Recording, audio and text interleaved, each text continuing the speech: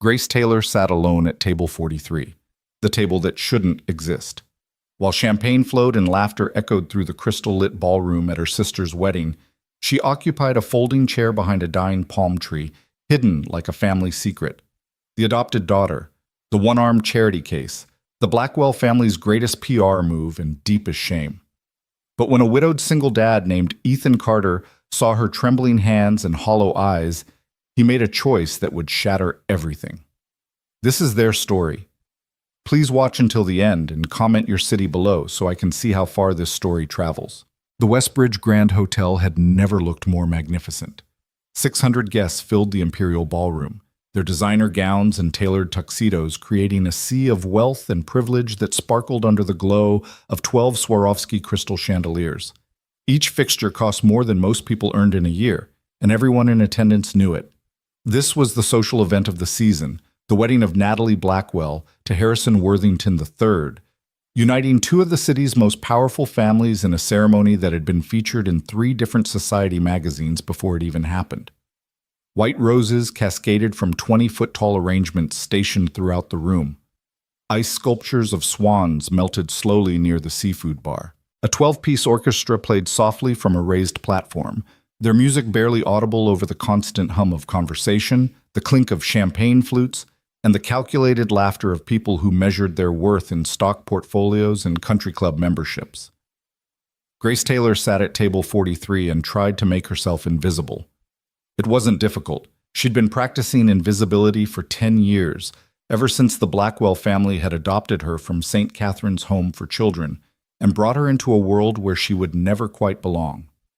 At 22 years old, Grace had perfected the art of fading into backgrounds, of making her 5'4" frame seem even smaller, of tucking her left arm, which ended just below the elbow, against her side so people might forget it was different.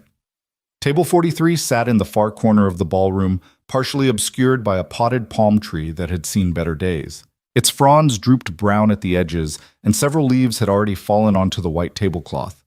The table itself was different from the others, a folding table with a slightly uneven leg that made it wobble whenever Grace set down her water glass.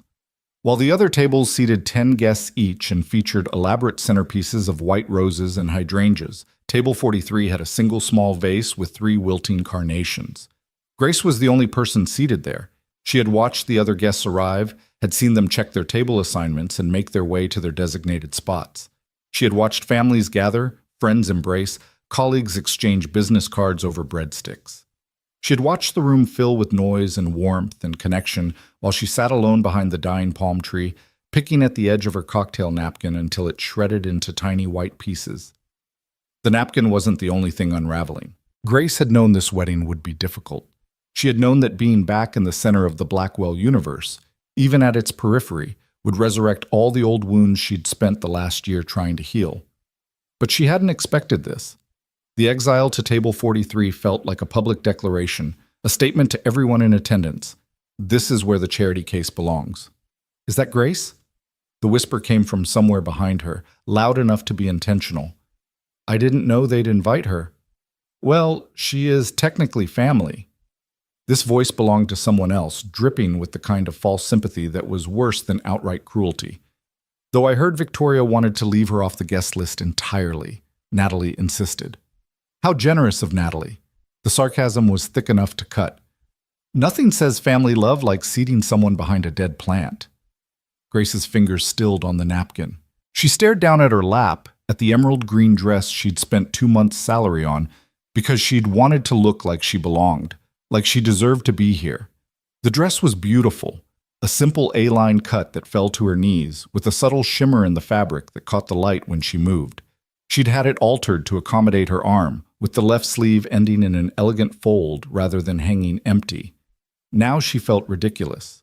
No dress could disguise what she was, an outsider playing dress-up in a world that had never wanted her. I heard she's working at a library now. The whispers continued, apparently unconcerned with whether Grace could hear them. Can you imagine? After everything the Blackwells gave her, she's checking out books for minimum wage. Well, what did you expect? It's not like she could work anywhere important, not with... A significant pause. You know. Grace's jaw tightened. She knew. Everyone always knew. Her left arm, or rather the absence of most of it, was the first thing people noticed about her, the thing that defined her in strangers' eyes before she ever opened her mouth. She'd been born without it, a congenital condition that the doctors had explained to her adoptive parents in clinical terms that boiled down to one simple truth. Grace was different, and different was difficult. The Blackwell family had never let her forget that difficulty. Across the ballroom, near the head table where the bride and groom held court, Victoria Blackwell stood in a blaze of champagne silk and diamonds. At 56, Victoria maintained the kind of aggressive beauty that required extensive maintenance, monthly Botox appointments, weekly facials, a personal trainer who came to the house at 5:30 every morning. Her blonde hair was swept into an elaborate updo that had taken 2 hours and 3 hairstylists to achieve. She laughed at something Harrison's father said, her hand resting proprietarily on his arm, every gesture calculated for maximum social impact. Grace watched her adoptive mother and felt nothing. That numbness had taken years to cultivate, but she'd finally mastered it. There had been a time when Victoria's disapproval could reduce her to tears, when her adoptive mother's cold silences could make her physically ill with anxiety. But that time had passed. Now, looking at Victoria was like looking at a stranger, someone she'd once known intimately, but who had become, through distance and disappointment, just another face in the crowd. Except that stranger had the power to seat her at table 43. "Grace?" The voice made her jump.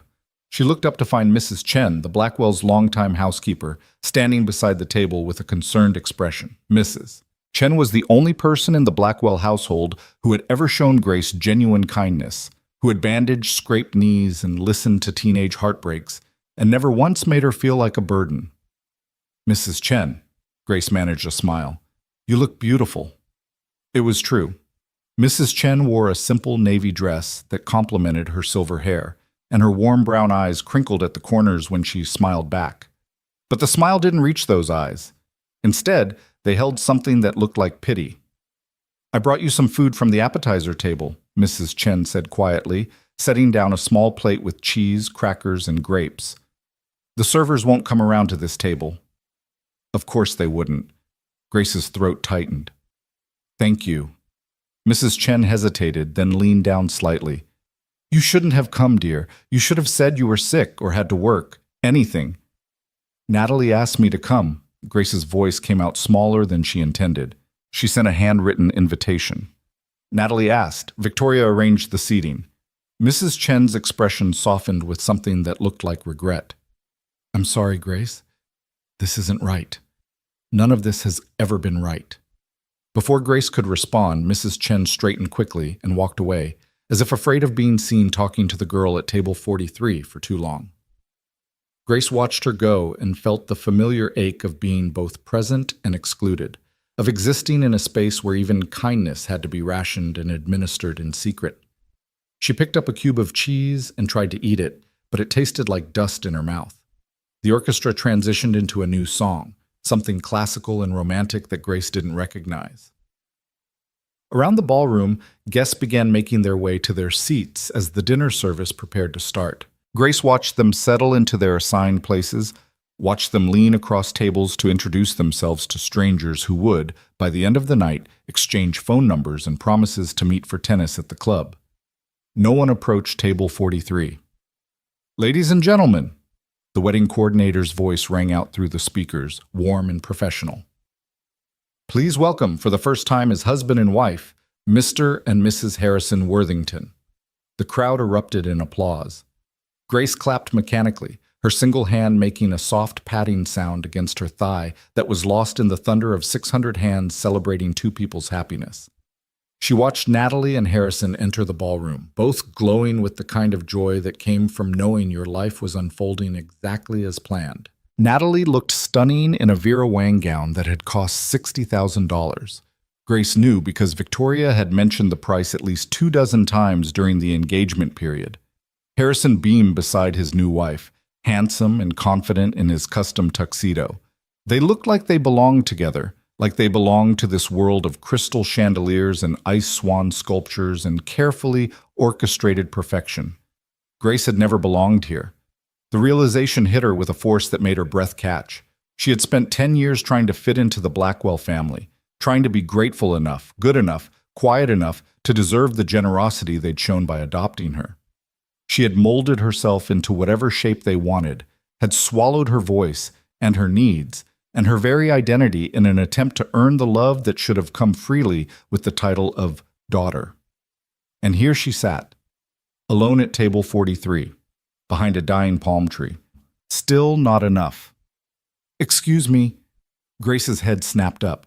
A man stood beside her table, tall, probably in his mid-30s, with dark brown hair that was slightly too long to be conventionally corporate and warm hazel eyes that held a question. He wore a well-fitted navy suit that suggested success without ostentation, and his tie was slightly loosened, as if he'd been pulling at it nervously. In his hands, he held a plate of food and a champagne flute. "Is this seat taken?" he asked, gesturing to the empty chair beside her. Grace stared at him, unable to process the question. No one had approached her table all evening. No one had even looked at her table, except perhaps to confirm where not to sit. And now this stranger was asking permission to join her? No. Yes. She took a breath, trying to organize her scattered thoughts. "The seat isn't taken, but you don't have to talk that." "I know I don't have to." His smile was gentle, understanding. "May I anyway?" Without waiting for a response, he set his plate down and pulled out the chair. But before sitting, he extended his hand. "Ethan Carter. I'm a friend of Harrison's. We work together at Worthington Enterprises." Grace looked at his hand, then slowly raised her own right hand to shake it. His grip was warm and firm without being crushing. "Grace Taylor." "Grace." Ethan said her name like he was testing the feel of it. Beautiful name. He sat down, and suddenly table 43 didn't feel quite so empty. Grace watched him settle into his seat, watched him arrange his napkin on his lap, and take a sip of champagne, and waited for him to realize his mistake. Any moment now he would glance around the room, notice that literally every other table was filled with groups of well-dressed socialites, and realize that sitting with the girl behind the dying palm tree was social suicide. But Ethan just smiled at her and said, "I have to admit, I've been looking for an escape route all night. These events are exhausting." "Then why did you come?" The question slipped out before Grace could stop it, tinged with more bitterness than she'd intended. If Ethan noticed her tone, he didn't comment on it. Instead, he shrugged. "Harrison's a good friend, and it means a lot to him that I'm here. Plus, I promised my daughter I'd make at least one new friend tonight." He looked at Grace with those warm hazel eyes. "Would you help me keep that promise?" Something in Grace's chest cracked. Just a small fissure, but enough to let a sliver of warmth through the ice she'd built around her heart. "Your daughter makes you promise to make friends at weddings?" "My daughter makes me promise a lot of things." Ethan's smile turned soft, fond. "Lily's 8 years old and has approximately zero tolerance for her dad being antisocial. She gave me very specific instructions before I left tonight. I had to dance at least once. I had to try the cake even if I wasn't hungry, and I had to make a new friend because parties aren't fun if you just stand in the corner looking grumpy." Despite everything, Grace felt her lips twitch. Smart kid. The smartest. Pride rang clear in his voice. Also the most stubborn, most creative, and most likely to sneak cookies before dinner, but definitely the smartest. They fell into a comfortable pause. Ethan picked up his fork and started eating, and Grace found herself doing the same, suddenly aware that she was actually hungry. The food was excellent. Filet mignon cooked to perfection, roasted vegetables with herbs, potatoes au gratin that melted on her tongue. She'd barely tasted her earlier cheese cube, but now, with Ethan sitting beside her creating a buffer between her and the rest of the room, she could almost enjoy the meal. "So how do you know the bride?" Ethan asked after a moment. The question Grace had been dreading. She set down her fork carefully, considering how to answer. The truth felt too complicated, too painful to explain to a stranger, but lying felt wrong too. "Natalie's my sister," she said finally. "Well, my adoptive sister." Ethan's eyebrows rose slightly. "Really? I had no idea Harrison had a sister-in-law." He glanced around the room, then back at Grace, and she could see him making connections. "And they sat you here?" The weight of his unspoken question hung between them. "Here." alone at the forgotten table in the corner, separated from family by 30 tables and what might as well have been an ocean. Grace's throat tightened. It's complicated. Family usually is. Ethan's voice held a note of understanding that suggested personal experience. He didn't push further, just returned his attention to his food, and Grace felt grateful for his tact. They ate in silence for a few minutes. Not the awkward silence of strangers forced together, but something quieter, more companionable. Grace snuck glances at Ethan, trying to figure him out. He didn't fit the mold of most of Harrison's friends, who were typically trust fund babies coasting on family money and connections. Ethan had a different energy, something more grounded, more real. The slight callus on his hands suggested he wasn't afraid of actual work. The laugh lines around his eyes suggested he smiled often. And the way he'd sat down at her table without hesitation suggested a fundamental decency that was rare in this world. "Can I ask you something?" Ethan said suddenly. Grace tensed. "Okay. Do you actually want to be here?" He held up a hand before she could answer. "And before you give me the polite response, let me be clear. I'm not asking if you think you should be here or if you feel obligated to be here. I'm asking if this," he gestured around the ballroom, "is where you want to spend your Saturday night." No one had ever asked her that. In 10 years of Blackwell family events, no one had ever considered whether Grace actually wanted to attend the galas and charity auctions and society weddings. Attendance had always been mandatory, her feelings irrelevant. "No," she whispered. "I don't want to be here." Ethan nodded as if she'd confirmed something he already suspected. "Then why are you?" "Because Natalie asked me to come, because she's my sister, even if—" Grace's voice faltered. "Even if what? Even if they'd never been close? Even if Natalie had stood by silently while Victoria treated Grace like an inconvenient obligation? Even if this handwritten invitation had felt more like a summons than a gesture of love? Even if she sat you at table 43, Ethan finished quietly. Grace's eyes stung. She blinked hard, refusing to cry at her sister's wedding. I don't think Natalie chose the seating arrangement. But she didn't change it either. It wasn't a question. No. Natalie hadn't changed it. When Grace had arrived at the hotel 2 hours ago and checked the seating chart, a massive display near the entrance with calligraphied cards indicating each guest's assigned table, she had felt her stomach drop at seeing her name isolated on table 43. She had stood there for 5 minutes, hoping there was a mistake, hoping someone would come correct the chart and move her closer to the family. But no one had come, and when she'd finally forced herself to find her seat, the truth had become unavoidable. This was where the Blackwells wanted her, hidden away, out of sight. She had seen Natalie 3 times since arriving, once during the pre-ceremony cocktail hour when the bride had floated past in her wedding gown, surrounded by bridesmaids and well-wishers. Grace had caught her eye and waved, and Natalie had smiled, a bright, distracted smile that meant nothing. Once during the ceremony itself, when Grace had sat in the very back row of the church, watching her sister marry a man who came from the same world of wealth and privilege that would never quite include Grace. And once during the receiving line, when Grace had waited her turn to congratulate the couple, and Natalie had hugged her briefly, perfunctorily, before turning to greet the next guest with much more enthusiasm.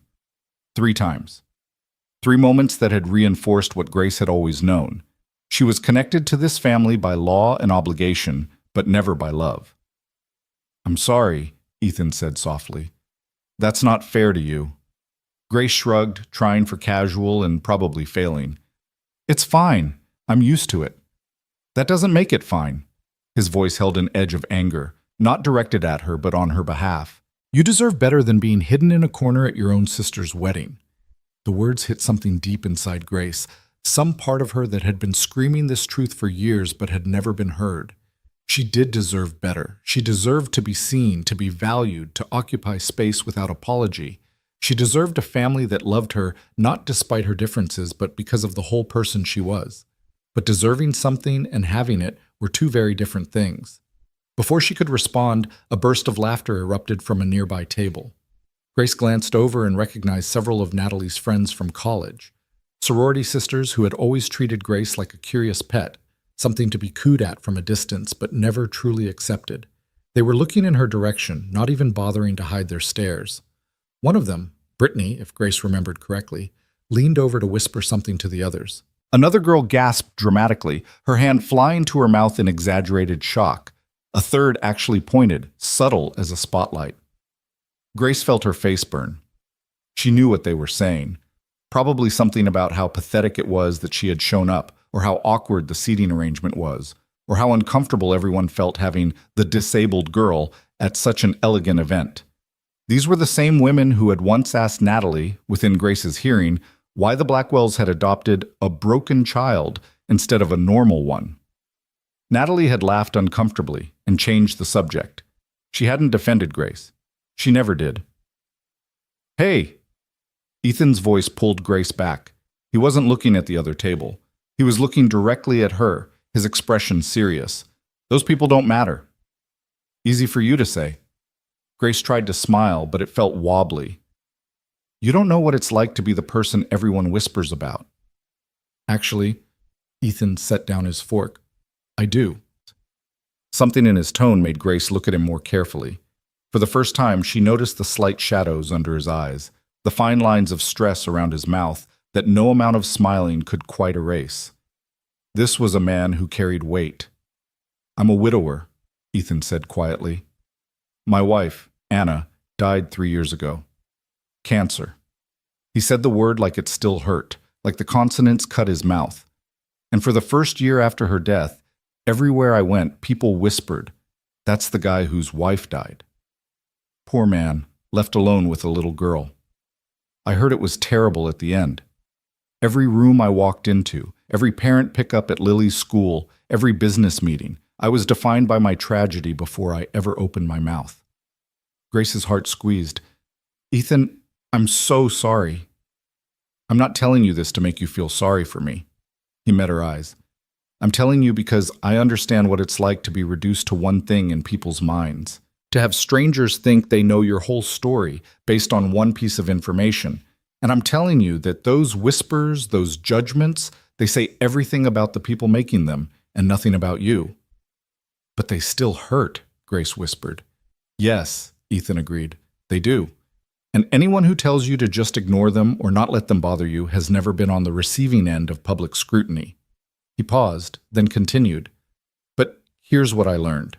The whispers only have power if you're trying to prove them wrong. Once I stopped trying to convince everyone that I was okay, that I was coping, that I was the perfect grieving widower who was handling everything with grace and strength, once I stopped performing for an audience that was never going to be satisfied anyway, the whispers became just noise." Grace absorbed his words, turning them over in her mind. How much of her life had been spent trying to prove she was worthy of the Blackwell name? How many hours had she devoted to being the perfect adoptive daughter, the girl who was grateful and humble and never asked for too much? How much of herself had she sacrificed trying to convince Victoria and Richard and Natalie that she deserved their love? All of it. She had sacrificed all of it, and she was still sitting alone at table 43. "I don't know how to stop caring what they think," she admitted. Ethan smiled, and this time there was something knowing in it. "Start by sitting up straight." "What?" "You're hunched over, like you're trying to make yourself smaller." He demonstrated, curling his shoulders inward. "I do it too when I'm uncomfortable. But right now, in this moment, try sitting up straight, shoulders back, head high. Like you have every right to be here, because you do." Grace hesitated, then slowly straightened her spine, rolled her shoulders back, lifted her chin. It felt awkward, exposed, like she was inviting attention rather than deflecting it. "How does that feel?" Ethan asked. "Terrifying," Grace admitted. "Good." He grinned. "That means you're doing it right. Growth is supposed to be uncomfortable." Despite herself, Grace laughed. A real laugh, not the polite chuckle she'd perfected for Blackwell family gatherings. The sound surprised her. It also drew more attention. Grace saw Victoria's head turn in their direction, saw her adoptive mother's eyes narrow as she took in the scene. Grace, sitting at table 43, laughing with a handsome man Victoria didn't recognize. For a moment, Grace felt the old familiar dread, the automatic response to Victoria's disapproval that had been conditioned into her over 10 years. But then she felt Ethan's steady presence beside her, remembered his words about whispers being just noise, and instead of hunching back down, she held her posture, met Victoria's gaze, didn't look away. It was Victoria who looked away first. The small victory sent a thrill through Grace's chest, tiny but significant. She had held her ground. She hadn't apologized for existing, hadn't tried to disappear. For once, she had simply been. "So," Ethan said, drawing her attention back, "tell me about yourself, Grace Taylor. And I don't want the rehearsed answer you give at parties. Tell me something real." Something real. When was the last time someone had asked for that? When was the last time Grace had felt safe enough to offer it? She took a breath. "I work at the Riverside Public Library in the children's section. It's not glamorous, and the pay is terrible, but I love it. I get to help kids discover books that might change their lives. And every single day someone asks me to recommend a story, which means every single day someone values my opinion." She paused.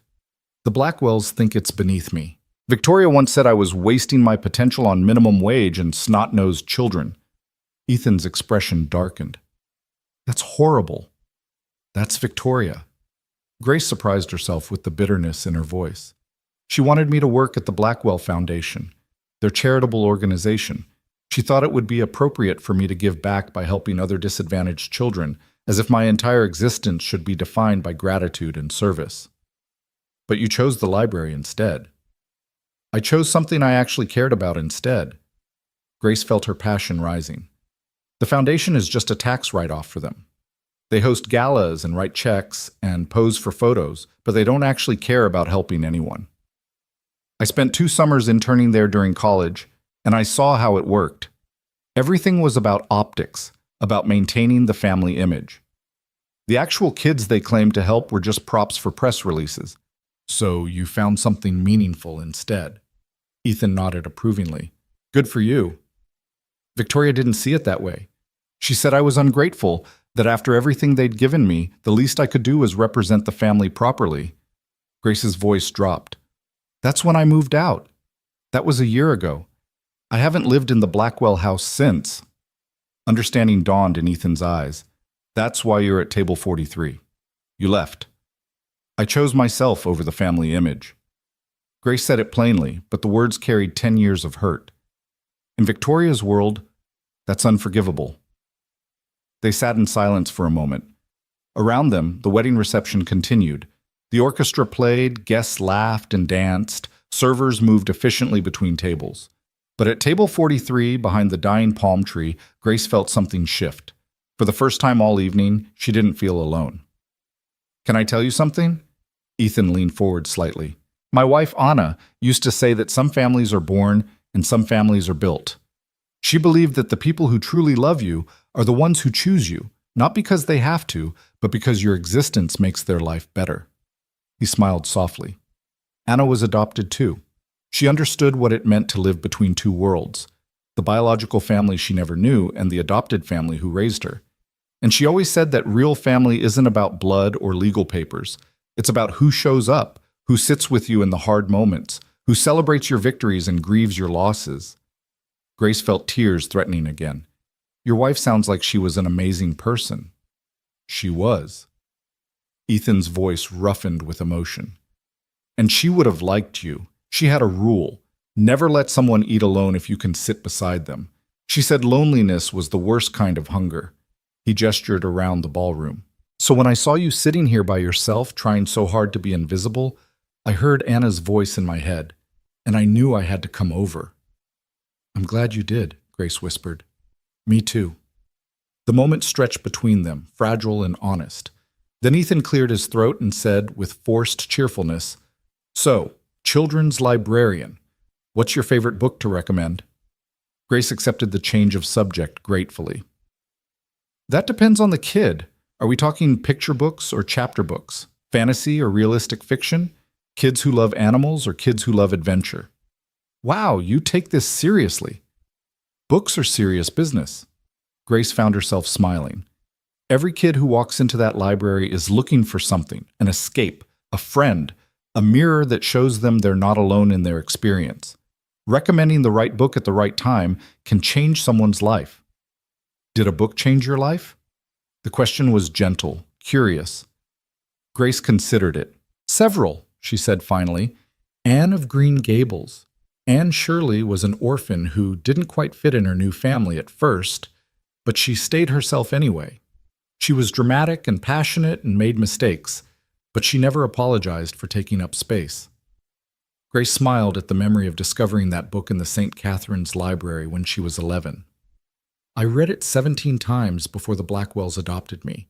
It was the first story that made me feel like maybe being different wasn't something I needed to fix.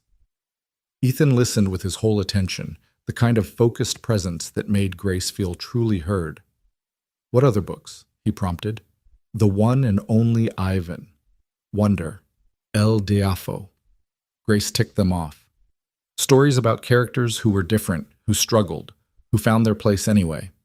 Those books taught me that disability isn't a tragedy to overcome. It's just part of being human. Different humans have different abilities, and all of them matter. The Blackwells didn't see it that way. It wasn't a question, but Grace answered anyway. No, to them, my arm was something to be managed, minimized, hidden. Victoria used to tell me to keep my left side turned away from cameras. Richard, my adoptive father, suggested several times that I might consider getting a prosthetic to help me look more normal. She said the last words with air quotes and barely suppressed anger. That's bullshit, Ethan said flatly. Grace blinked, startled by his bluntness. Then she laughed, a sharp surprise sound. Yeah, it really is. You don't need to look more normal. You're not abnormal. Tell that to the Blackwells. I will if you want me to. He said it so seriously that Grace almost believed he would march up to the head table right now and tell off her adoptive family on her behalf. The mental image was both terrifying and deeply satisfying. Before she could respond, a server approached their table, a young woman in a crisp white shirt and black vest. She looked at them with barely concealed surprise, as if shocked to find anyone actually sitting at table 43.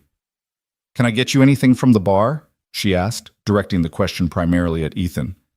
I'll have another champagne, Ethan said, then looked at Grace. What would you like? Grace hesitated. She'd been sipping water all evening, afraid to order alcohol in case the Blackwells saw it as ungrateful or inappropriate or any of the other vague criticisms they'd leveled at her over the years. But she wasn't living under their roof anymore. She wasn't subject to their rules. White wine, please, she said firmly. Sauvignon Blanc, if you have it. The server nodded and disappeared. Ethan smiled at her. Good choice. I have no idea if it's a good choice, Grace admitted. I don't know anything about wine. I just liked how it sounded. Ethan laughed, a warm, genuine sound that made something in Grace's chest feel lighter. That's the best reason to order anything. Forget the people who pretend to know about tannins and notes of oak. If you like how it tastes, it's good wine. They fell back into conversation, and Grace was surprised by how easy it was. Ethan asked about her favorite authors, and she asked about his work. She learned that he was a senior project manager at Worthington Enterprises, that he'd worked his way up from an entry-level position after college, that he'd met Harrison during a company restructuring and they'd become friends over shared frustration with corporate bureaucracy. Harrison's actually a good guy, Ethan said. I know he comes from money, and sometimes he can be a bit oblivious to his privilege, but he's genuine. He works hard. He cares about his employees, and he treats people with respect regardless of their position. He paused. Though I have to admit I'm reassessing his judgment a bit after seeing this seating arrangement. It's not Harrison's fault, Grace said automatically, then stopped. Why was she defending him? Harrison had been part of the Blackwell orbit for 2 years. He'd attended family dinners, holiday gatherings, countless events where Grace had been present, yet ignored. If he was as observant as Ethan claimed, he had to have noticed how the family treated her, and he'd said nothing. Maybe it's not his fault, Ethan allowed, but it's happening at his wedding, which means, on some level, he approved it. Grace hadn't thought about it that way. She'd been so focused on Victoria's role in orchestrating her exile that she hadn't considered Natalie and Harrison's complicity. They had reviewed the seating chart. They had approved every detail of this wedding, from the flower arrangements to the menu to the placement of each guest, which meant they had seen Grace assigned to table 43 and decided it was fine. The realization stung in a way she hadn't expected. Their drinks arrived, and Grace took a grateful sip of wine. It was crisp and slightly tart, exactly what she needed. Ethan raised his champagne glass. "To making new friends at terrible parties," he said. Grace clinked her glass against his. "To people who refuse to let you eat alone." They drank, and Grace felt some of the tension in her shoulders ease. Maybe this evening wouldn't be completely unbearable. Maybe... "Grace?" The voice cut through her tentative peace like a knife. Grace turned to find Victoria Blackwell standing beside their table, her expression frozen in a smile that didn't reach her eyes.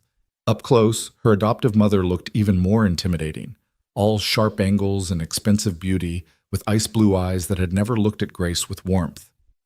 "Mother," the word felt foreign on Grace's tongue. She hadn't called Victoria that in over a year. Victoria's gaze flicked to Ethan, assessing him in one quick sweep. "I don't believe we've met. I'm Victoria Blackwell, the mother of the bride." Ethan stood, ever polite, and extended his hand. "Ethan Carter. I'm a colleague of Harrison's." "How lovely." Victoria's tone suggested it was anything but. She accepted his handshake briefly, then returned her attention to Grace. "Darling, could I speak with you for a moment, privately?"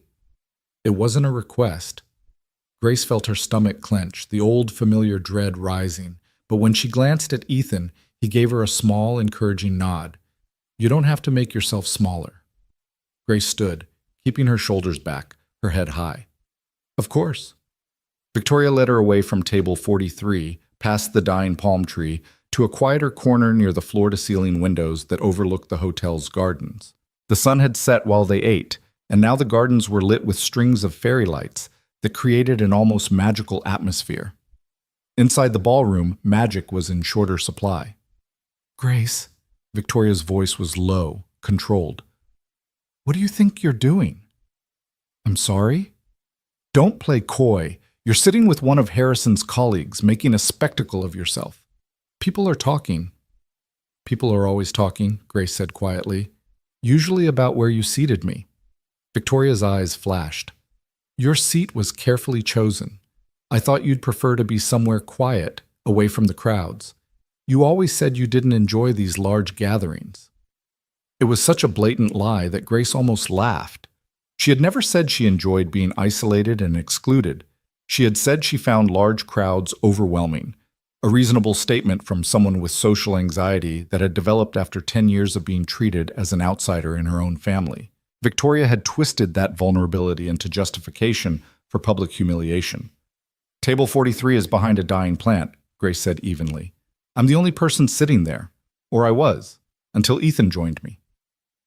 "Yes, about that." Victoria's smile turned sharp. "I don't think it's appropriate for you to be monopolizing one of the groom's business associates. He should be networking, not playing babysitter to..." "To what?" Grace interrupted, surprising herself. "To me?" Victoria's lips thinned. "I didn't say that." "You didn't have to." Grace felt something building inside her. Anger, yes, but also something more powerful. Clarity. "You've spent 10 years showing me exactly what you think of me. I was your charitable donation, your good deed, the disabled orphan you rescued to make yourselves look compassionate and socially conscious." "That's not fair." "The adoption announcement was featured in 3 newspapers," Grace continued, her voice growing stronger. "You gave interviews about your decision to give a special needs child a chance at a better life. You hosted a gala to raise money for St. Catherine's and used me as the centerpiece, literally. I stood on that stage while you told everyone how generous you were, how much you were sacrificing to take in a child like me." "We did sacrifice," Victoria snapped, her composure cracking. "Do you have any idea how much we've spent on your care? The medical appointments, the occupational therapy, the adaptive equipment. We gave you every opportunity." "You gave me a room and food and clothes," Grace said, "the bare minimum required by law. What you didn't give me was love, or respect, or even basic human dignity." Victoria's face flushed. "How dare you, after everything we've done for you?" "What have you done for me?" Grace demanded. "Really? Have you ever asked what I wanted, what I needed? Have you ever celebrated my achievements or comforted me when I was struggling? Have you ever treated me like a daughter instead of a project? We took you in when no one else would. Because I was convenient." The words exploded out of Grace, loud enough that several nearby guests turned to look. She didn't care. Your company was under fire for mass layoffs, your public image was suffering, and suddenly adopting a disabled orphan seemed like great PR. It made you look compassionate and caring, and it distracted from the hundreds of families you'd destroyed. Victoria's face went pale, then red. You have no idea what you're talking about. Don't I? Grace felt 10 years of silence, truth pouring out. I was 12 when you adopted me, Victoria. Not stupid. I heard the conversations, I read the news articles, I saw the before and after of your company's reputation, and I've spent a decade being your redemption story. You're proof that you're good people despite all evidence to the contrary. You're being hysterical. I'm being honest. Grace's voice steadied. And you can't stand it because the truth doesn't fit the story you've been telling.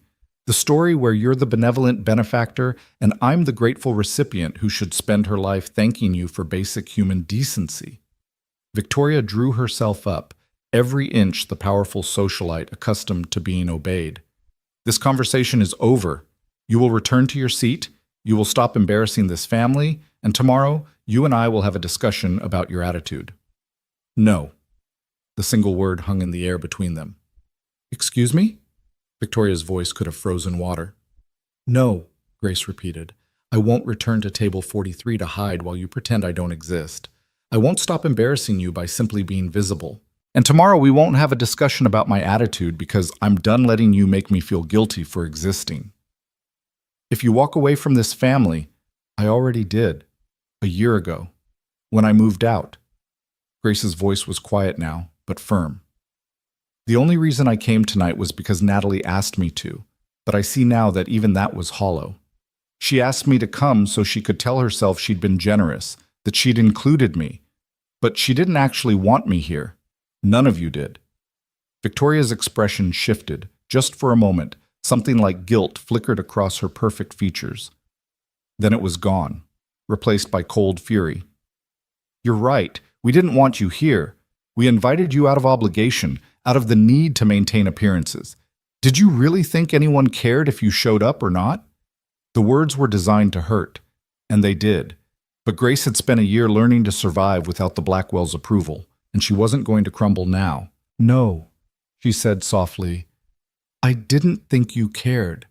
I hoped Natalie might, but I was wrong. She took a breath. I'm going to go now. I'll send Natalie a gift and my congratulations. But I won't be attending any more family events, not because I'm ungrateful, but because I deserve better than being treated like a burden you're obligated to carry. She turned to walk away, but Victoria caught her arm, her left arm, the one that ended below the elbow. Grace flinched, and Victoria immediately released her, as if burned. I'm sorry, Victoria said, and for a moment she actually sounded it. Grace, She trailed off, seeming to struggle for words. This isn't how I wanted things to be. Grace looked at her adoptive mother and saw, perhaps for the first time, a woman who was trapped by her own choices.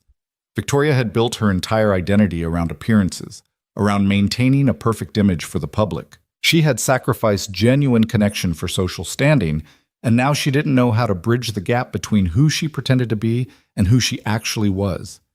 It almost made Grace feel sorry for her. Almost. It doesn't matter what you wanted, Grace said gently. What matters is what you did. And what you did was make me feel unwanted and unwelcome for 10 years. That's not something I can forgive with one apology. She walked away before Victoria could respond, her heart pounding in her chest. She was shaking, from adrenaline, from fear, from relief. She had finally said the things she'd been holding inside for a decade, and the world hadn't ended. The ceiling hadn't collapsed. Victoria hadn't magically transformed into a loving mother. She had simply told the truth, and the truth had set her free. When she returned to table 43, Ethan stood immediately, concern clear on his face. Are you okay? Grace sank into her chair, suddenly exhausted. I think I just burned every bridge I had with my adoptive family. Did you mean what you said? She thought about the question, then nodded. Every word. Then you did the right thing. Ethan sat beside her. Sometimes bridges need to burn so you can build something better. Grace looked at him, this stranger who had wandered over to her isolated table and ended up witnessing her entire world shift. Thank you, she said, for sitting with me tonight, for reminding me that I don't have to make myself smaller to make other people comfortable, for just seeing me. You're easy to see, Grace, Ethan said simply. You just needed people to actually look. The rest of the evening passed in a blur. Grace and Ethan remained at table 43, talking and laughing while the wedding reception swirled around them. They watched the first dance, ate wedding cake, and carefully avoided looking at the head table where Grace could feel Victoria's glacial stare. Around 10 o'clock, as the party began winding down and guests started making their way to the exits, Ethan turned to Grace with a serious expression. Can I ask you something? Of course. What are you doing after this? Tonight, I mean. Where are you going?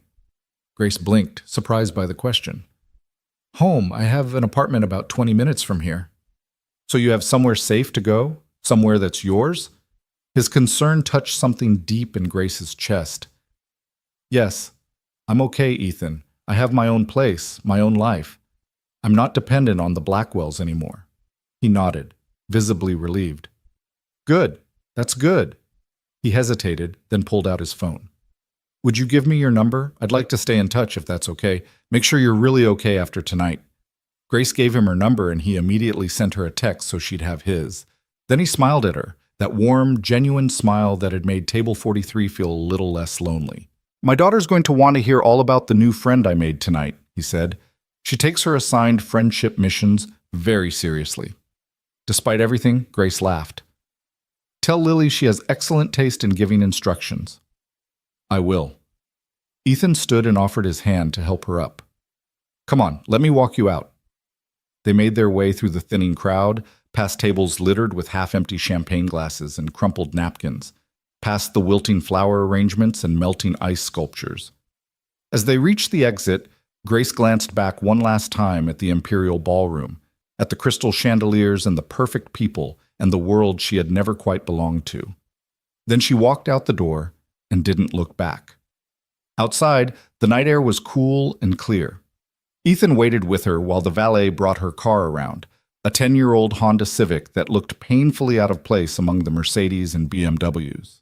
But Grace didn't feel embarrassed. For the first time in 10 years, she felt proud of what she'd built for herself. A small apartment, a job she loved, a life that was entirely her own. Drive safely, Ethan said as she opened her car door. And Grace, don't let tonight make you regret speaking your truth. Some people need to hear hard things. Even if they don't want to listen? Grace asked. Especially then. He smiled. Text me when you get home so I know you made it okay. You don't have to. I know I don't have to. I want to. That's what friends do. Friends. The word settled into Grace's heart like a promise. Okay, I will. She drove away from the Westbridge Grand Hotel, watching Ethan's figure grow smaller in her rearview mirror until he disappeared entirely. The city lights blurred past her window, familiar streets leading her back to the life she'd chosen, the one that didn't include crystal chandeliers or dying palm trees, or Table 43. When she pulled into her apartment complex 20 minutes later, Grace sat in her car for a moment, processing everything that had happened. The humiliation of Table 43, the unexpected kindness of a stranger, the confrontation with Victoria, the truth finally spoken after years of silence. She was exhausted, emotionally wrung out, but underneath the fatigue she felt something else. Lightness. As if the burden she'd been carrying for 10 years had finally been set down. She pulled out her phone and texted Ethan. Made it home safe. Thank you for tonight. For everything. His response came almost immediately. Glad you're home. Get some rest. And Grace, you were the bravest person in that ballroom tonight. Don't forget that. Grace read the message 3 times, feeling tears prick her eyes. When was the last time someone had called her brave? When was the last time someone had celebrated her strength instead of treating it as an inconvenience? She got out of the car and made her way up to her second-floor apartment, a cozy one-bedroom with mismatched furniture and overflowing bookshelves. It wasn't much, but it was hers. Every piece of furniture, every book, every cheerful throw pillow had been chosen by her, paid for by her own work. The Blackwells had given her luxury, but she had built herself a home. Grace changed out of her emerald dress and into soft pajamas, washed her face, and climbed into bed. As she lay in the darkness, listening to the familiar sounds of her apartment building settling for the night, she thought about everything she had lost and everything she had gained. She had lost the Blackwell name, the social connections, the financial security that came with being part of a wealthy family. She had lost whatever tenuous relationship she'd had with Natalie and any hope of Victoria's approval, but she had gained herself, her voice, her dignity, her right to exist without apology. And tomorrow, she would wake up in her own home, go to her job at the library, and continue building the life she wanted, not the life someone else thought she should want. For the first time since the wedding invitation had arrived 3 months ago, Grace felt peace. She fell asleep thinking about Table 43, about Ethan Carter and his wisdom, about bridges burning and new paths opening, and about the strange and unexpected ways that sometimes the worst moments become the catalyst for the best changes. Grace woke the next morning to sunlight streaming through her bedroom window and the distant sound of children playing in the apartment complex courtyard. For a moment she lay still, letting the memories of the previous night wash over her. The wedding, Table 43, Victoria's face when Grace had finally spoken her truth, Ethan's kindness. Her phone buzzed on the nightstand. Grace reached for it, expecting a message from her coworker at the library or maybe a notification from her bank app. Instead, she found 3 texts from Ethan sent over the course of the morning. The first had arrived at 7:30. "Good morning. Hope you slept well. Lily wants to know if you like pancakes." The second came at 8:15. She's very insistent about the pancake question. Apparently, it's important information about new friends. The third, sent just 5 minutes ago, no pressure to respond, just wanted to check in. Grace felt a smile tug at her lips. She typed back, "Good morning. I slept surprisingly well, and yes, I love pancakes. Why does Lily need to know?" The response was almost immediate. "Because we're making them right now, and she insisted I ask if you wanted to come over. I told her it was too early to invite someone over on a Sunday morning, but she said real friends share breakfast. I'm outvoted in my own house." Grace sat up in bed, her heart doing something complicated in her chest. Was Ethan actually inviting her to breakfast? Or was he just being polite, relaying his daughter's message while secretly hoping she'd decline? Before she could overthink it, another message appeared. "That was me asking, by the way. Not just Lily. We'd really like you to come over if you're free. No obligation." Grace looked around her small apartment, at the empty Sunday stretching ahead of her. She had planned to spend the day reading, maybe doing laundry, definitely avoiding any thoughts about the Blackwell family and last night's confrontation. But the idea of pancakes with Ethan and his daughter sounded infinitely better than hiding in her apartment. "I'd love to come over," she typed. "What time and what's the address?" 20 minutes later, Grace stood in front of a modest 2-story house in a quiet suburban neighborhood. The house was painted a cheerful yellow with white trim, and the small front yard was dotted with evidence of a child's presence. A pink bicycle lying on its side near the porch, a collection of chalk drawings covering the driveway, a small garden with hand-painted rocks marking each plant. It looked like a home, not a showpiece or a status symbol, but an actual place where people lived and laughed and left their bikes in the yard. Grace had barely raised her hand to knock when the front door flew open. A small girl with dark curly hair and Ethan's hazel eyes stood in the doorway, grinning widely. She wore purple pajamas covered in stars and had a smudge of what looked like flour on her cheek.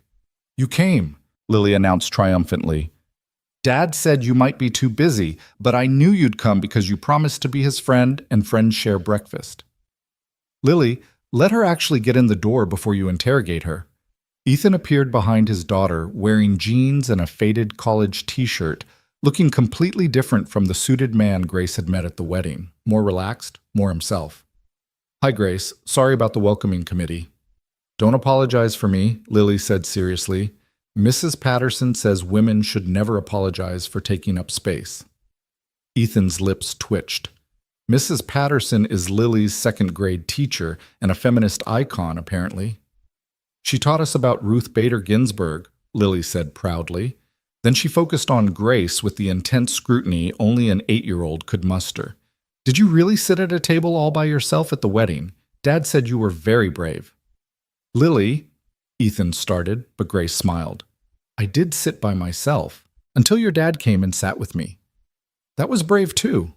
Lily considered this, then nodded.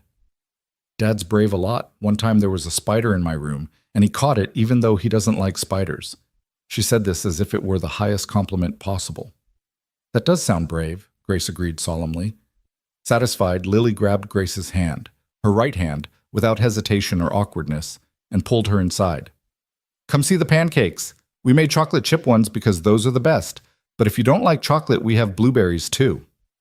The house's interior matched its exterior warmth. The living room was cluttered in the comfortable way of homes actually lived in. Books stacked on the coffee table, a blanket draped over the couch, framed photos covering the walls. Grace noticed several pictures of Ethan and Lily, but also many of a beautiful woman with kind eyes and a radiant smile. Anna, Ethan's late wife. Lily dragged her into the kitchen, where a stack of slightly lopsided pancakes sat on a plate, and the counter was covered in flour and chocolate chips. Ethan followed them, looking simultaneously amused and apologetic. Sorry about the mess. Lily insisted on helping, which means we used approximately 3 times the necessary amount of flour. Cooking is messy, Lily announced. That's what makes it fun. Grace laughed, feeling some of the tension from last night finally dissolve. Your daughter is very wise. She thinks so too.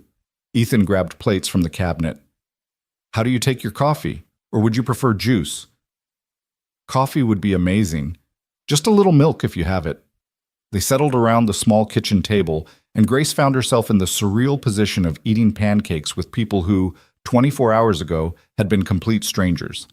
But it didn't feel strange. It felt natural, as if this were something they did every Sunday. Lily kept up a steady stream of chatter between bites, telling Grace about school and her best friend Emma and the class guinea pig named Mr. Whiskers, who ate too much lettuce and got a stomachache. Ethan interjected occasionally with corrections or clarifications, but mostly he just watched his daughter with obvious affection, sometimes reaching over to wipe chocolate from her chin or push her juice glass farther from the table's edge. The love between them was palpable, uncomplicated. This was what a real family looked like, Grace realized.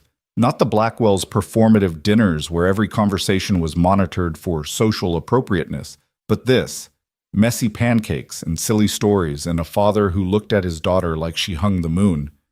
Grace, can I ask you something? Lily's voice turned serious. Sure. Why do you only have one arm? Lily! Ethan's voice was sharp with embarrassment. That's not... We talked about this. It's okay, Grace interrupted gently. She had fielded this question hundreds of times, usually from children who were simply curious without any malice. Kids were almost always easier to talk to about disability than adults.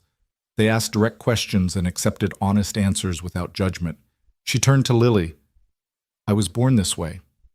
Some people are born with 2 arms, some people are born with 1, some people are born with no arms at all. Bodies are all different.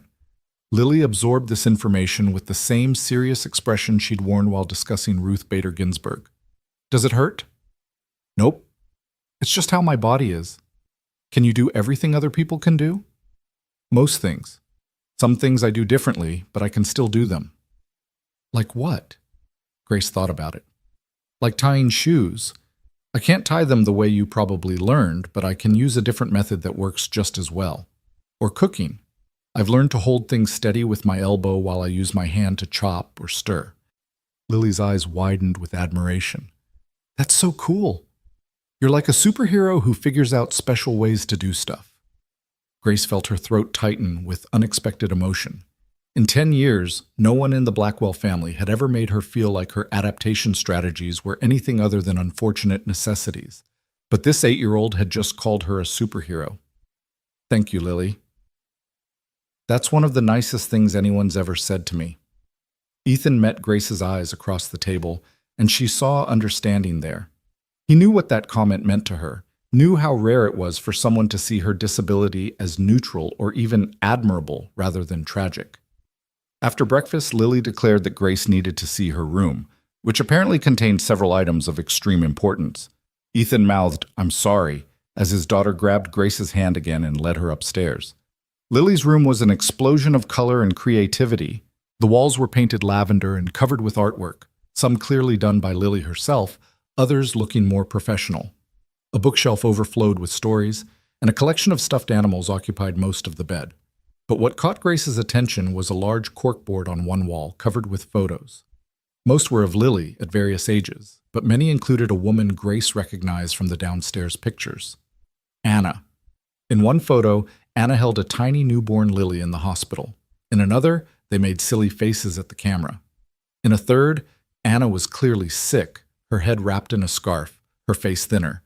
But she was smiling at something off camera with such joy that the photo seemed to glow. "That's my mom," Lily said quietly, following Grace's gaze. "She died when I was 5. "I'm sorry," Grace said softly. "She looks like she was wonderful." She was. Lily climbed onto her bed and pulled a worn stuffed rabbit into her lap. "I don't remember everything about her, which makes me sad sometimes. Dad says that's normal, but I wish I could remember more." Grace sat on the edge of the bed. "What do you remember?" Her voice when she read me stories, she did different voices for all the characters, and I'd laugh so hard I couldn't breathe. Lily smiled at the memory. "And she smelled like vanilla, and she always knew when I was sad, even if I didn't say anything. She'd just hug me and say, 'I've got you, baby girl.' Those are beautiful memories to have. Dad talks about her a lot so I don't forget. He tells me stories about when they first met, and about when I was a baby and she would sing to me all the time." Lily looked up at Grace with those serious hazel eyes. "Do you have parents?" The question was simple, the answer complex. "I had parents who died when I was very young. I don't remember them at all. Then I was adopted by a family, but—" She paused, choosing her words carefully. "It wasn't a good fit. They weren't unkind exactly, but they didn't love me the way parents should love their children." "Like the family at the wedding? The ones who made you sit alone?" Grace nodded, impressed by Lily's perception. "Yes, like them." "That's sad," Lily said matter-of-factly. "Everyone should have people who love them right." "You're absolutely correct." Lily was quiet for a moment, hugging her stuffed rabbit. Then she said, "Dad says some families are born and some families are built. He says the people who choose to love you are just as real as the people who have to love you. Maybe even more real, because they chose." Grace felt tears threatening again. "Your dad is a very smart man." "I know." Lily grinned, the somber moment passing as quickly as it had arrived. "He's also really bad at braiding hair. Want to see?" She turned around to show Grace a lopsided braid that was already half falling out. Grace laughed despite herself. "That is pretty bad. He tries really hard, but Mom was the one who knew how to do hair stuff. Dad knows how to make pancakes and fix bikes and help with math homework, but hair is not his thing." Lily turned back around, a hopeful expression on her face. "Do you know how to braid hair?" "I do, actually." "With one hand?" Lily's voice held pure curiosity, no doubt. "With one hand. I learned when I was about your age. Want me to show you?" For the next 20 minutes, Grace sat on Lily's bed and rebraided her hair, explaining each step as she worked. Lily asked 1,000 questions about the process, about how Grace held the sections, about whether it was hard to learn. Grace answered patiently, finding joy in the child's genuine interest. When she finished, Lily ran to her mirror and gasped with delight. "It's perfect. It's so much better than Dad's braids." She whirled around. "Will you teach him, please? Then he can do it right when you're not here." "Oh, Lily, I'm sure Grace has better things to do than teach me to braid hair," Ethan said from the doorway. Grace hadn't heard him come upstairs, didn't know how long he'd been standing there. "Actually," Grace said, "I'd be happy to teach you, if you want to learn." Ethan's expression softened. "I'd really appreciate that." They spent the rest of the morning in comfortable companionship. Grace taught Ethan the basics of braiding using sections of yarn Lily found in her craft supplies, and Lily provided running commentary on his progress, which was enthusiastic if not entirely accurate. When Ethan finally managed a passable braid, Lily cheered like he'd won an Olympic medal. Around noon, Lily announced she was going to Emma's house next door for a playdate, and after a flurry of activity involving shoes and sunscreen and parental warnings about being home by 3, she disappeared in a whirlwind of energy. The house felt suddenly quiet. Grace and Ethan stood in the living room, and for the first time since she'd arrived, awkwardness crept in. Without Lily's chatter filling the space, Grace became acutely aware that she was alone with a man she'd met less than 24 hours ago, in his home, on a Sunday afternoon. "More coffee?" Ethan offered. "Sure, thanks." They moved back to the kitchen, and Ethan busied himself making fresh coffee while Grace perched on one of the counter stools. She watched him move around his kitchen with easy familiarity, reaching for mugs without looking, knowing exactly where everything was kept. This was his space, his sanctuary, and he'd invited her into it. "Thank you for coming over," Ethan said, handing her a steaming mug. "I know it was probably weird getting invited to breakfast by strangers." "Not weird," Grace said honestly. "Really nice, actually. Lily doesn't usually warm up to people this quickly, but she talked about you nonstop this morning after I told her about meeting you at the wedding. She wanted to know everything, what you looked like, what you talked about, whether you seemed nice. When I mentioned you worked at a library with children, she practically insisted I invite you over immediately. She's a special kid." "She is." Pride filled his voice. "She's been through so much. Losing Anna, adjusting to life with just me, learning to navigate a world without her mom. But she stayed so open, so curious, so kind. Sometimes I think she's teaching me more than I'm teaching her." Grace sipped her coffee. "You're doing an amazing job with her. Anyone can see how loved she is." "I'm trying." Ethan leaned against the counter. "Some days are harder than others. Like last week, she asked me to help her with a school project about family trees, and she wanted to include Anna. The teacher had said to only include living family members, and Lily got so upset. She said her mom was still part of our family even if she wasn't alive anymore." His voice roughened. "She was right, of course. Anna is still part of our family. She always will be." "What did you do?" "I emailed the teacher and explained the situation. She was incredibly understanding, said Lily could include anyone she wanted on her family tree. So Lily drew this elaborate tree with branches for me and her and Anna, and then she added Anna's parents and my parents and our extended family. And at the very top she wrote, 'Love lasts forever.'" Ethan's eyes were bright with unshed tears. "I framed it. It's hanging in my office at work." Grace felt her own eyes welling up. "That's beautiful." "She has her mom's heart. Anna was always the one who could find beauty in hard things, who could hold space for grief and joy at the same time. I'm trying to honor that, to let Lily feel whatever she needs to feel without rushing her through it." "You're doing more than trying, you're succeeding."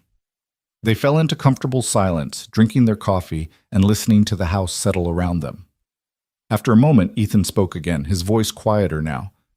"Can I ask you something, and you don't have to answer if you don't want to?" Grace nodded. "Okay. What happened last night after you left the wedding? Did the Blackwells try to contact you?" Grace pulled out her phone and opened her messages. She had 17 unread texts, all from numbers she recognized. She held the phone out to Ethan. He scrolled through them, his expression growing darker with each message. Most were from Victoria, progressing from coldly formal requests to talk to increasingly angry accusations. Several were from Richard, the adoptive father who had barely spoken directly to Grace in 10 years, suddenly demanding she call him immediately to discuss her outburst. One was from Natalie. "I can't believe you embarrassed me like that at my wedding. I thought we were family." "Jesus," Ethan muttered. "Have you responded to any of these?" "No, I don't know what to say." Grace took the phone back and set it on the counter like it might bite her. "Part of me wants to apologize, to smooth things over, to go back to how things were before, but I can't. I meant everything I said to Victoria last night." "Then don't apologize." Ethan's voice was firm. "Grace, you spoke the truth. Maybe it was uncomfortable for them to hear. Maybe it disrupted their perfect wedding narrative, but that doesn't make it any less true.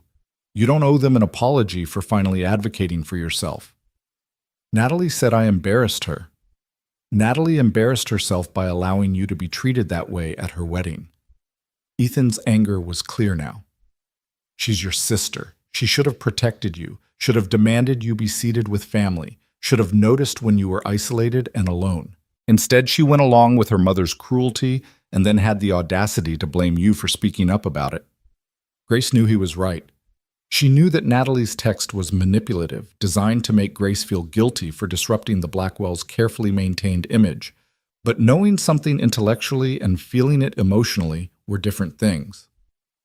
"I don't know how to be okay with losing them," she admitted quietly, even though they never really had me, even though I was miserable the entire time I lived with them. I still, she struggled to find the words. I still wanted them to love me. I wanted to be enough for them. Oh, Grace. Ethan set down his coffee and moved closer. You were always enough. They were the ones who failed, not you. Then why does it hurt so much?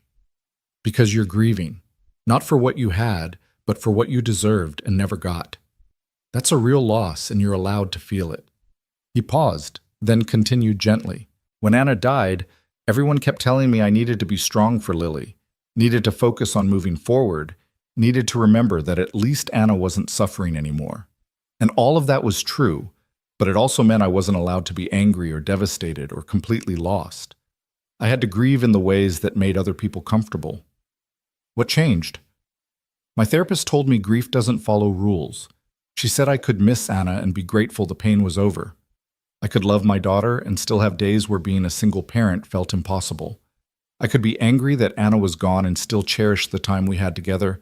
All of it could be true at once. He met Grace's eyes. You can grieve the family you never had while also knowing you made the right choice leaving them. Both things are true. Grace felt something loosen in her chest, some knot of guilt and confusion she'd been carrying since last night. Thank you, she whispered. For what? For understanding. For not telling me I should just get over it or be grateful for what I did have or any of the other things people usually say. I would never say that. Ethan's voice was serious. Your feelings are valid, Grace. All of them. Her phone buzzed again. Another text from Victoria. We need to talk about your inheritance. Your father and I have been discussing your behavior, and we think it's time we revisited our estate planning. Grace felt her stomach drop. She showed the message to Ethan, whose jaw clenched. Is she seriously threatening to disinherit you? I guess so. Grace tried to keep her voice steady. Not that there was much to inherit anyway. I'm the adopted daughter, not the biological one. I'm sure everything goes to Natalie. That's not the point. The point is she's using money as a weapon to control you.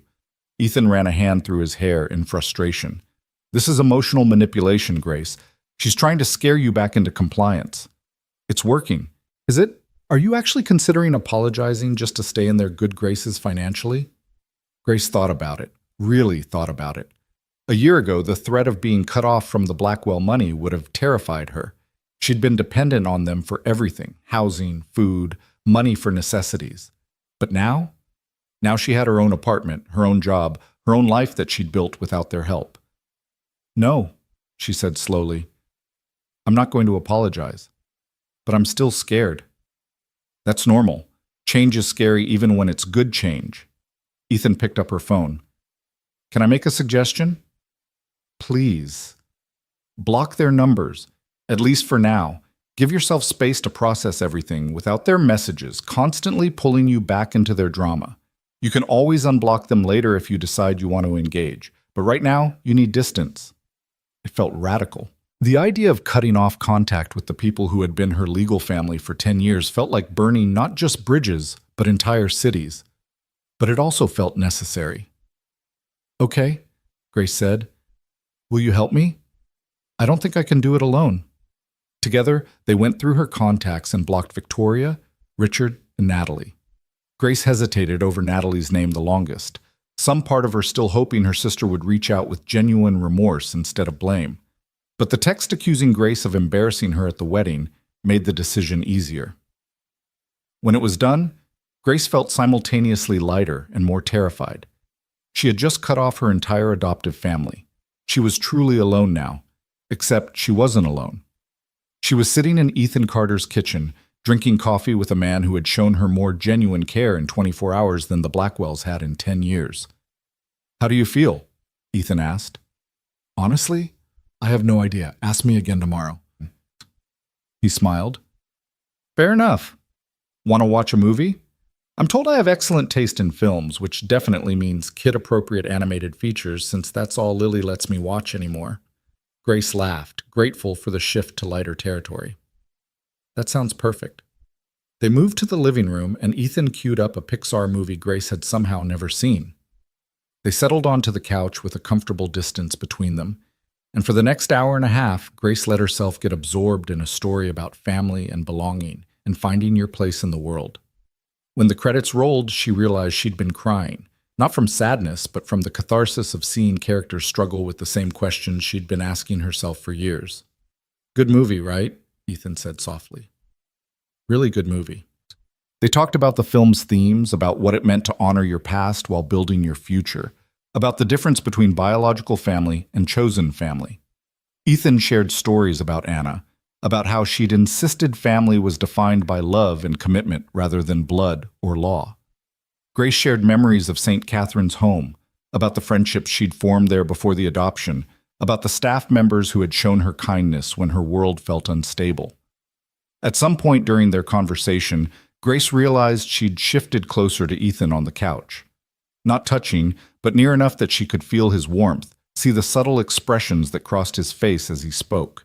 She noticed details she'd missed before.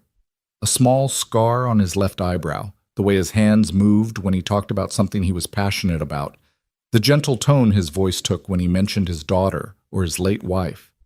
She also noticed the way he looked at her, not with pity or discomfort like so many people did when they noticed her arm, not with the calculated assessment Victoria had perfected, always evaluating whether Grace's presence enhanced or diminished the Blackwell image. Ethan looked at her like she was interesting, like her thoughts and feelings mattered, like she was someone worth knowing beyond her tragedy or her disability. It had been so long since anyone had looked at her that way. The front door burst open and Lily tumbled inside, her hair now completely escaped from the braid Grace had done that morning, her face flushed from playing outside. "Dad! Grace! Emma's mom says we can have a sleepover next weekend if it's okay with you." Ethan checked his watch and looked surprised. "Is it already 3? "Time flies when you're avoiding your problems," Grace said lightly, then winced. "Sorry, that came out more cynical than I meant." Ethan just grinned. "No, that's accurate. We've been in a lovely bubble of denial about the outside world. But now reality returns in the form of an 8-year-old requesting sleepover permissions." "Can she, Dad? Can she please?" "Let me talk to Emma's mom first, but probably yes."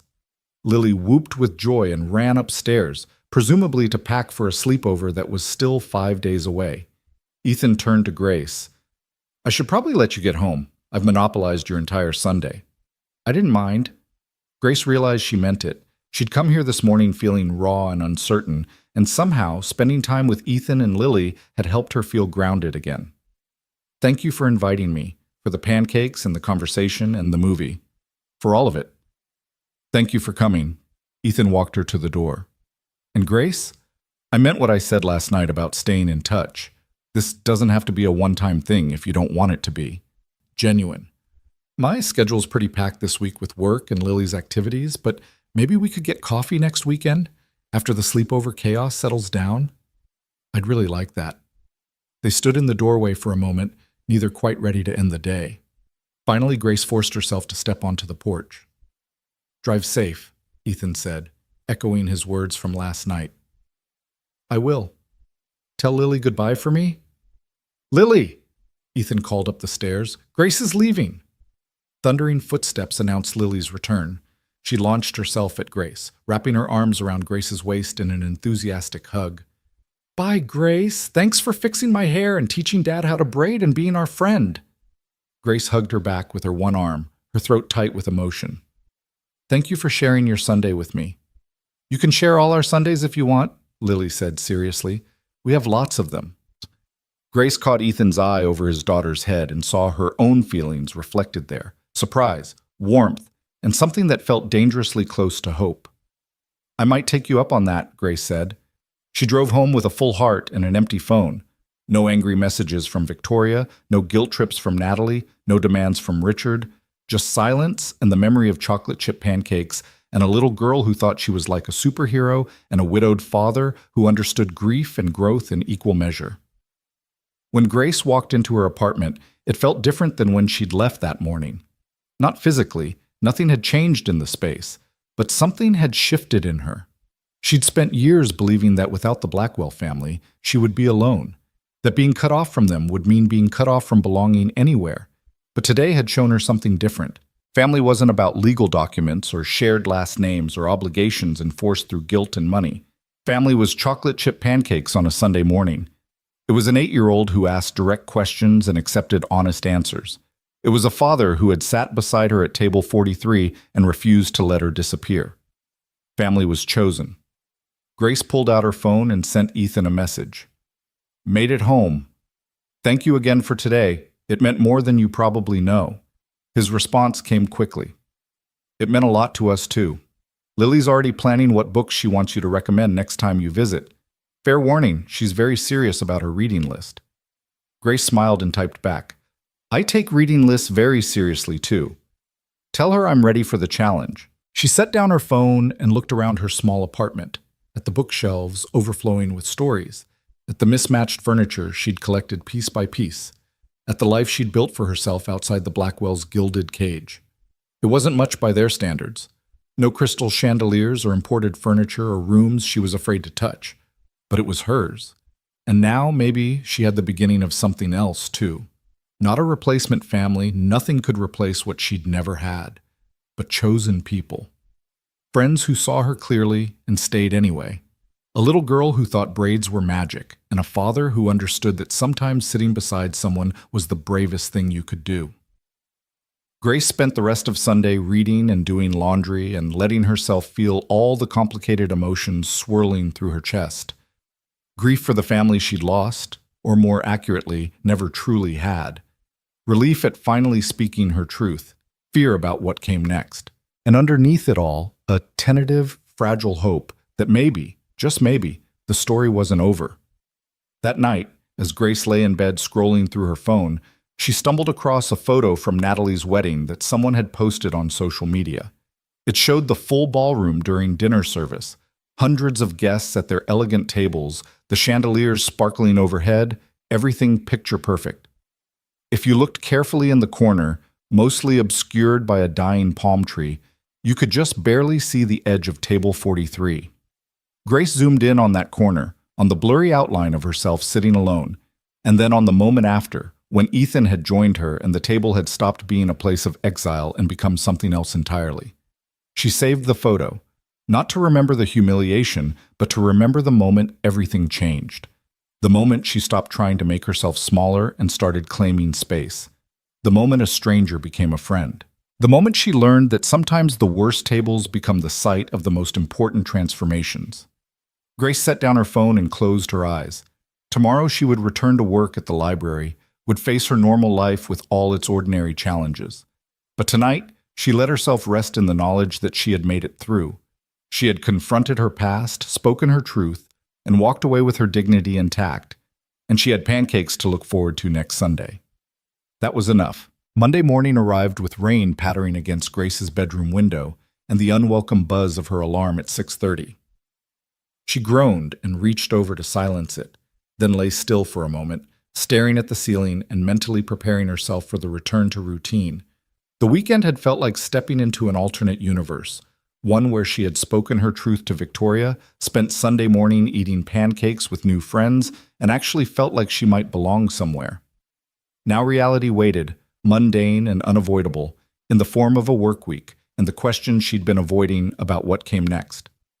Grace showered and dressed in her usual work uniform of comfortable jeans and a library-branded polo shirt, then grabbed her bag and umbrella before heading out into the drizzle. The drive to Riverside Public Library took 20 minutes through morning traffic, giving her too much time to think about the messages she'd blocked, the families she'd cut off, and the uncertain future stretching ahead. When she pulled into the library parking lot, she saw her coworker Marcus already waiting by the staff entrance, clutching his travel mug of coffee like a lifeline. Marcus was 26, perpetually exhausted from his graduate classes in library science, and one of the few people at work who treated Grace like a regular human being rather than an inspiration or a tragedy. "You look how I feel," Marcus said by way of greeting as Grace approached with her umbrella. "That bad?" "Worse. I spent all weekend writing a paper about cataloging systems that somehow ended up being 15 pages longer than required. My brain is mush." He squinted at her as she unlocked the staff door. "Actually, you look different. Did something happen?" Grace considered how to answer as they stepped inside and shook off the rain. The library smelled like old books and floor cleaner, familiar and comforting.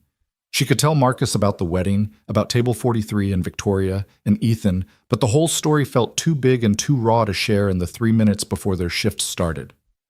"I'll tell you at lunch," she said finally. "That sounds ominous. Should I be worried?" "No, maybe. I don't know yet." Marcus raised his eyebrows but didn't push.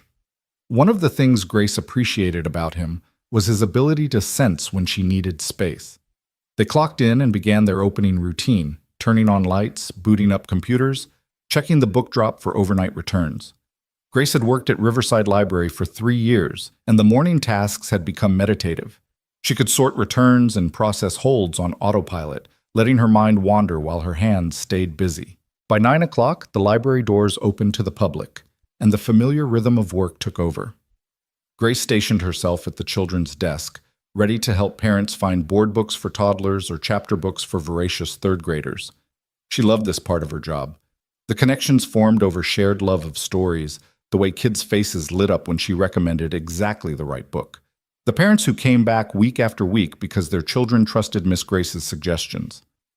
Around 10:30, one of her regulars approached the desk. Mia was 7 years old with thick glasses and an insatiable appetite for fantasy novels. She came to the library every Monday with her grandmother, and Grace always had recommendations ready. "Hi, Miss Grace." Mia set a stack of returns on the desk. "I finished all of these already. They were so good." Grace smiled and began checking in the books. "All 5? Mia, you're going to run out of things to read at this rate." "Grandma says that's impossible. She says there are more books in the world than anyone could read in a lifetime." "Your grandma is very wise." Grace pulled up her mental catalog of books Mia hadn't read yet. "Okay, I have 3 recommendations for you. Are you in the mood for dragons, witches, or talking animals?" "Dragons!" Mia's eyes went wide behind her glasses. "Always dragons." Grace laughed and led her to the juvenile fiction section, pulling several books she knew would be perfect. She watched Mia's face as she read the back covers, saw the exact moment the girl decided which one to take home first, and felt that familiar satisfaction of connecting the right reader with the right story. This was why she'd refused Victoria's demands to work at the Blackwell Foundation. This moment right here, helping a 7-year-old find her next adventure, mattered more than any high society charity gala or tax-deductible donation ever could. After Mia and her grandmother left with an armful of books, Grace returned to her desk to find Marcus staring at her with undisguised curiosity. "Okay, spill," he said, keeping his voice low so patrons wouldn't hear. "You've been smiling at your computer screen for the last 5 minutes. Either you're having a really good day or something happened over the weekend." Grace glanced at the clock. Still an hour until her lunch break, but the children's section was quiet, and Marcus looked determined to extract information.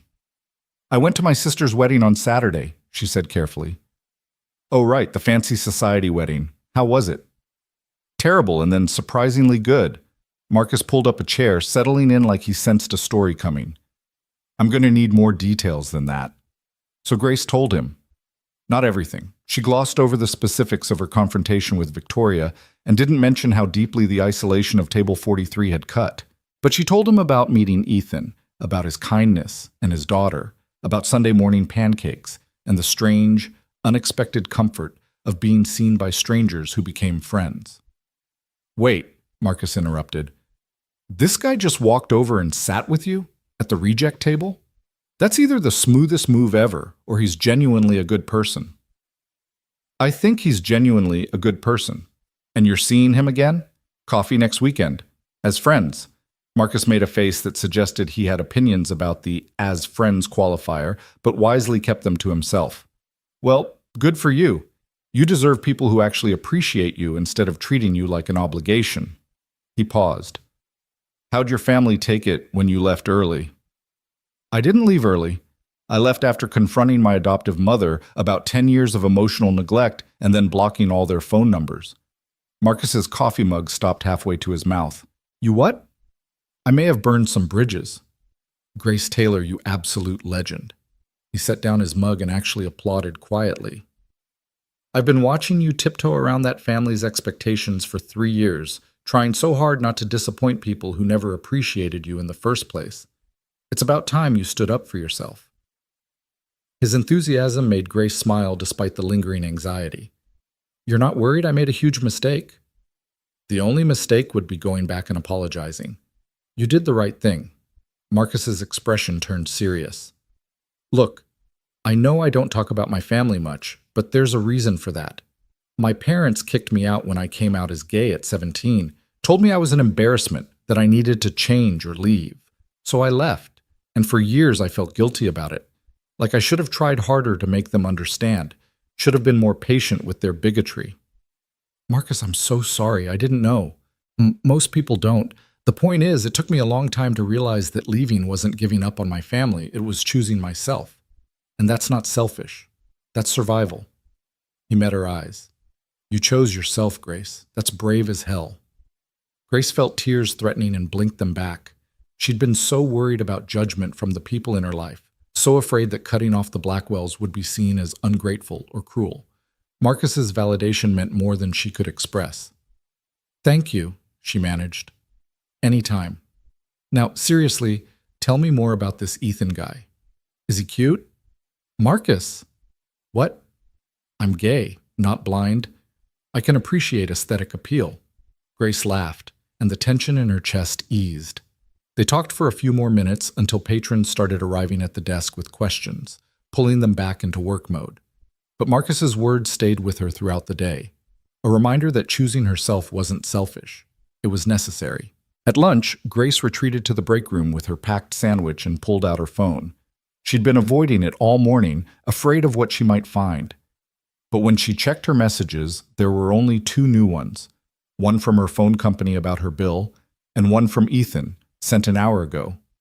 "Lily wanted me to tell you she finished 3 chapters of her new book during reading time at school today. She says it's already her favorite. Your recommendation skills are legendary." Grace smiled and typed back, "Tell her I expect a full book report when she finishes. And by book report, I mean an enthusiastic recap with dramatic reenactments." His response came almost immediately. "She'll love that. How's your Monday going?" "Better now," Grace wrote, then hesitated before adding, "Thank you again for yesterday. I've been thinking about what you said about grief and choosing yourself. It helped more than you know. I'm glad. And Grace? You're doing great, better than great. You're doing what's right for you, and that's not easy. Be proud of yourself." Grace read the message 3 times, letting the words sink in. Be proud of yourself. When was the last time someone had told her that? When was the last time she'd felt proud rather than apologetic about her choices? She ate her lunch and allowed herself to imagine a future where she didn't have to constantly justify her existence or prove her worth. A future where she could simply be Grace, librarian, book lover, friend. Not the Blackwell family's charity case or their disappointing investment, just herself, complete and whole exactly as she was. The afternoon passed quickly with a steady stream of patrons. Grace helped a mother find books about divorce to help her 5-year-old understand why Daddy didn't live at home anymore. She recommended graphic novels to a reluctant reader whose teacher had given up trying to engage him. She read stories during the 3 o'clock children's hour, doing different voices for each character the way Lily had said her mother used to do. By the time her shift ended at 5, Grace felt both exhausted and accomplished. This was her life. Simple, meaningful, entirely her own. The Blackwells might have given her money and status and access to their wealthy world, but she'd built something better. Purpose. Tuesday brought sunshine and a steady stream of school groups visiting the library for research projects. Grace spent most of the day helping 4th graders find books about state history while mediating disputes over who got to use the computer stations first. It was chaotic and loud and exactly the kind of productive chaos she loved. Wednesday, she covered the evening shift and stayed until 8, helping with the weekly book club for middle schoolers. 12 kids showed up to discuss their current read, a young adult novel about a girl with a facial difference learning to advocate for herself. The discussion became heated when several kids disagreed about whether the protagonist should have confronted her bullies or taken the high road. "But standing up for yourself just makes them target you more," one boy argued. "So you're supposed to just take it?" a girl shot back. "Let people treat you badly because fighting back is too risky?" Grace let them debate, interjecting only to keep things respectful. But internally, she related to every word. She'd spent 10 years taking the high road with the Blackwells, swallowing her hurt and maintaining peace because confrontation felt too dangerous. And where had it gotten her? Isolated at table 43, still seeking approval from people who would never give it. When the discussion wound down and the kids started leaving, one girl lingered behind, Jasmine, an 8th grader who never said much during group discussions but always had thoughtful insights when she did speak. "Miss Grace?" Jasmine twisted her backpack strap nervously. "Can I ask you something?" "Of course." "Do you think it's ever too late to stand up for yourself? Like if you've been letting people treat you badly for a long time, is it too late to change that?" Grace considered the question carefully, sensing there was a personal story behind it. "I don't think it's ever too late. It might be harder the longer you wait, and people might be surprised by the change. But you always have the right to set boundaries and demand respect, no matter how much time has passed. What if people get mad at you for it? Some probably will. People who benefit from you not having boundaries usually don't like it when you establish them." Grace thought about Victoria's angry texts, about Natalie's accusation of embarrassment. But their anger doesn't mean you were wrong to stand up for yourself. It just means they preferred it when you didn't. Jasmine nodded slowly, absorbing this. "Did someone used to treat you badly? Is that why you know about this stuff?" The question was direct, curious, without being invasive. Grace appreciated Jasmine's perceptiveness. "Yes," she said honestly. "And I spent a long time trying to earn their approval by being quiet and agreeable and never making waves. But recently I realized I was never going to earn what I was looking for because they weren't capable of giving it, so I chose myself instead. Was it scary? Terrifying. Still is sometimes. But you did it anyway?" "I did it anyway." Jasmine smiled, small and tentative but real. "Thanks, Miss Grace. That helps." She headed for the door, then turned back. "I hope whoever treated you badly knows they messed up. You're really cool." After Jasmine left, Grace sat alone in the empty library for a few minutes, struck by the strange circularity of life. She'd been helping kids find themselves in stories for 3 years, never quite realizing that she was still searching for her own narrative. But maybe that was the point. Maybe we were all works in progress, all trying to figure out which stories we wanted to tell about ourselves and which chapters we needed to close. Thursday afternoon, Grace's phone rang during her break. The number was unfamiliar, and she almost didn't answer, but something made her pick up. "Hello? Grace Taylor?" The voice was female, professional, unfamiliar. "Yes? This is Jennifer Matthews from Worthington Enterprises. I'm calling on behalf of Mr. Harrison Worthington regarding a family matter." Grace's stomach dropped. Harrison. Natalie's new husband. She should have known the Blackwells wouldn't give up after a few blocked numbers. "I'm not interested in speaking with the Blackwell family," Grace said firmly. "I understand." Jennifer's voice remained neutral. "However, Mr. Worthington specifically asked me to reach out separately from his in-laws. He wanted me to convey his apologies for the seating arrangement at his wedding and to offer you an opportunity to discuss the situation if you're willing." Grace sat down heavily in the break room chair. Of all the people she'd expected to hear from, Harrison had been near the bottom of the list. Why would Harrison apologize? He's married to Natalie. He's part of the family now. "I can only relay what he asked me to communicate. He said he was unaware of how you'd been treated at the reception until after you'd left, and he wanted to make amends if possible." Jennifer paused. "He also mentioned that a colleague of his, Ethan Carter, spoke with him Monday morning about what he witnessed. Mr. Worthington was troubled by what he learned." Ethan had confronted Harrison. Grace felt a wave of emotion she couldn't quite name. Gratitude mixed with concern, mixed with surprise. Ethan barely knew her, had no obligation to advocate on her behalf, and yet he'd spoken up anyway. "What exactly did Ethan tell him?" Grace asked. "I don't have those details. Mr. Worthington simply asked if you'd be willing to meet with him for coffee sometime this week. He said he owes you an apology and an explanation."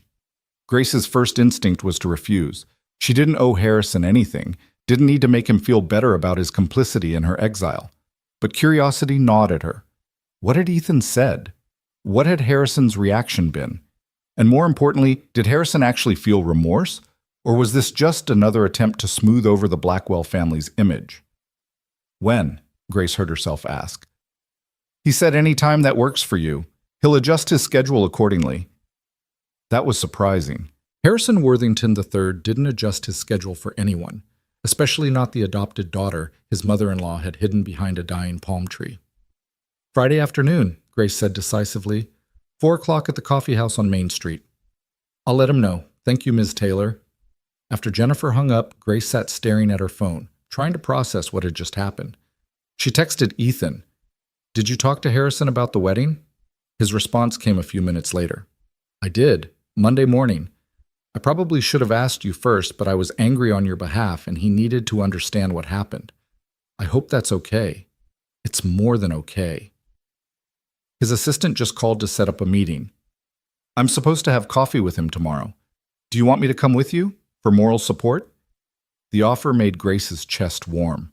That's really kind, but I think I need to do this alone, though I might need to debrief afterward. Anytime. I'm serious, Grace. Call me after if you need to talk. Thank you. For everything. She spent the rest of Thursday trying not to obsess over the upcoming meeting with Harrison. What did he want? What would he say? Would he try to defend Victoria's actions or actually acknowledge the harm that had been done? Grace went back and forth between hope and cynicism, between wanting to believe people could change and knowing that the Blackwell family had never shown any indication of genuine growth. Friday morning crawled by. Grace was distracted at work, mixing up book recommendations and having to apologize to a confused parent who'd asked for books about cats and somehow ended up with information about volcanoes. Marcus noticed her agitation and raised his eyebrows in question, but Grace shook her head. She wasn't ready to talk about it yet. At 3:30, she left work and drove to the coffee house, a local cafe known for its excellent lattes and quiet atmosphere. She arrived early and ordered a chamomile tea, hoping the herbal blend would calm her nerves. It didn't. Harrison arrived exactly at 4 o'clock, and Grace was struck by how different he looked from the confident groom she'd watched at his wedding. He wore business casual instead of a tuxedo, and his expression was somber, almost nervous. He spotted Grace and approached her table with visible hesitation. Grace, thank you for agreeing to meet me. I wasn't sure I should, Grace said honestly. I understand. May I sit? She nodded, and Harrison settled into the chair across from her, his hands wrapped around a coffee cup like he needed something to hold on to. For a long moment, neither of them spoke.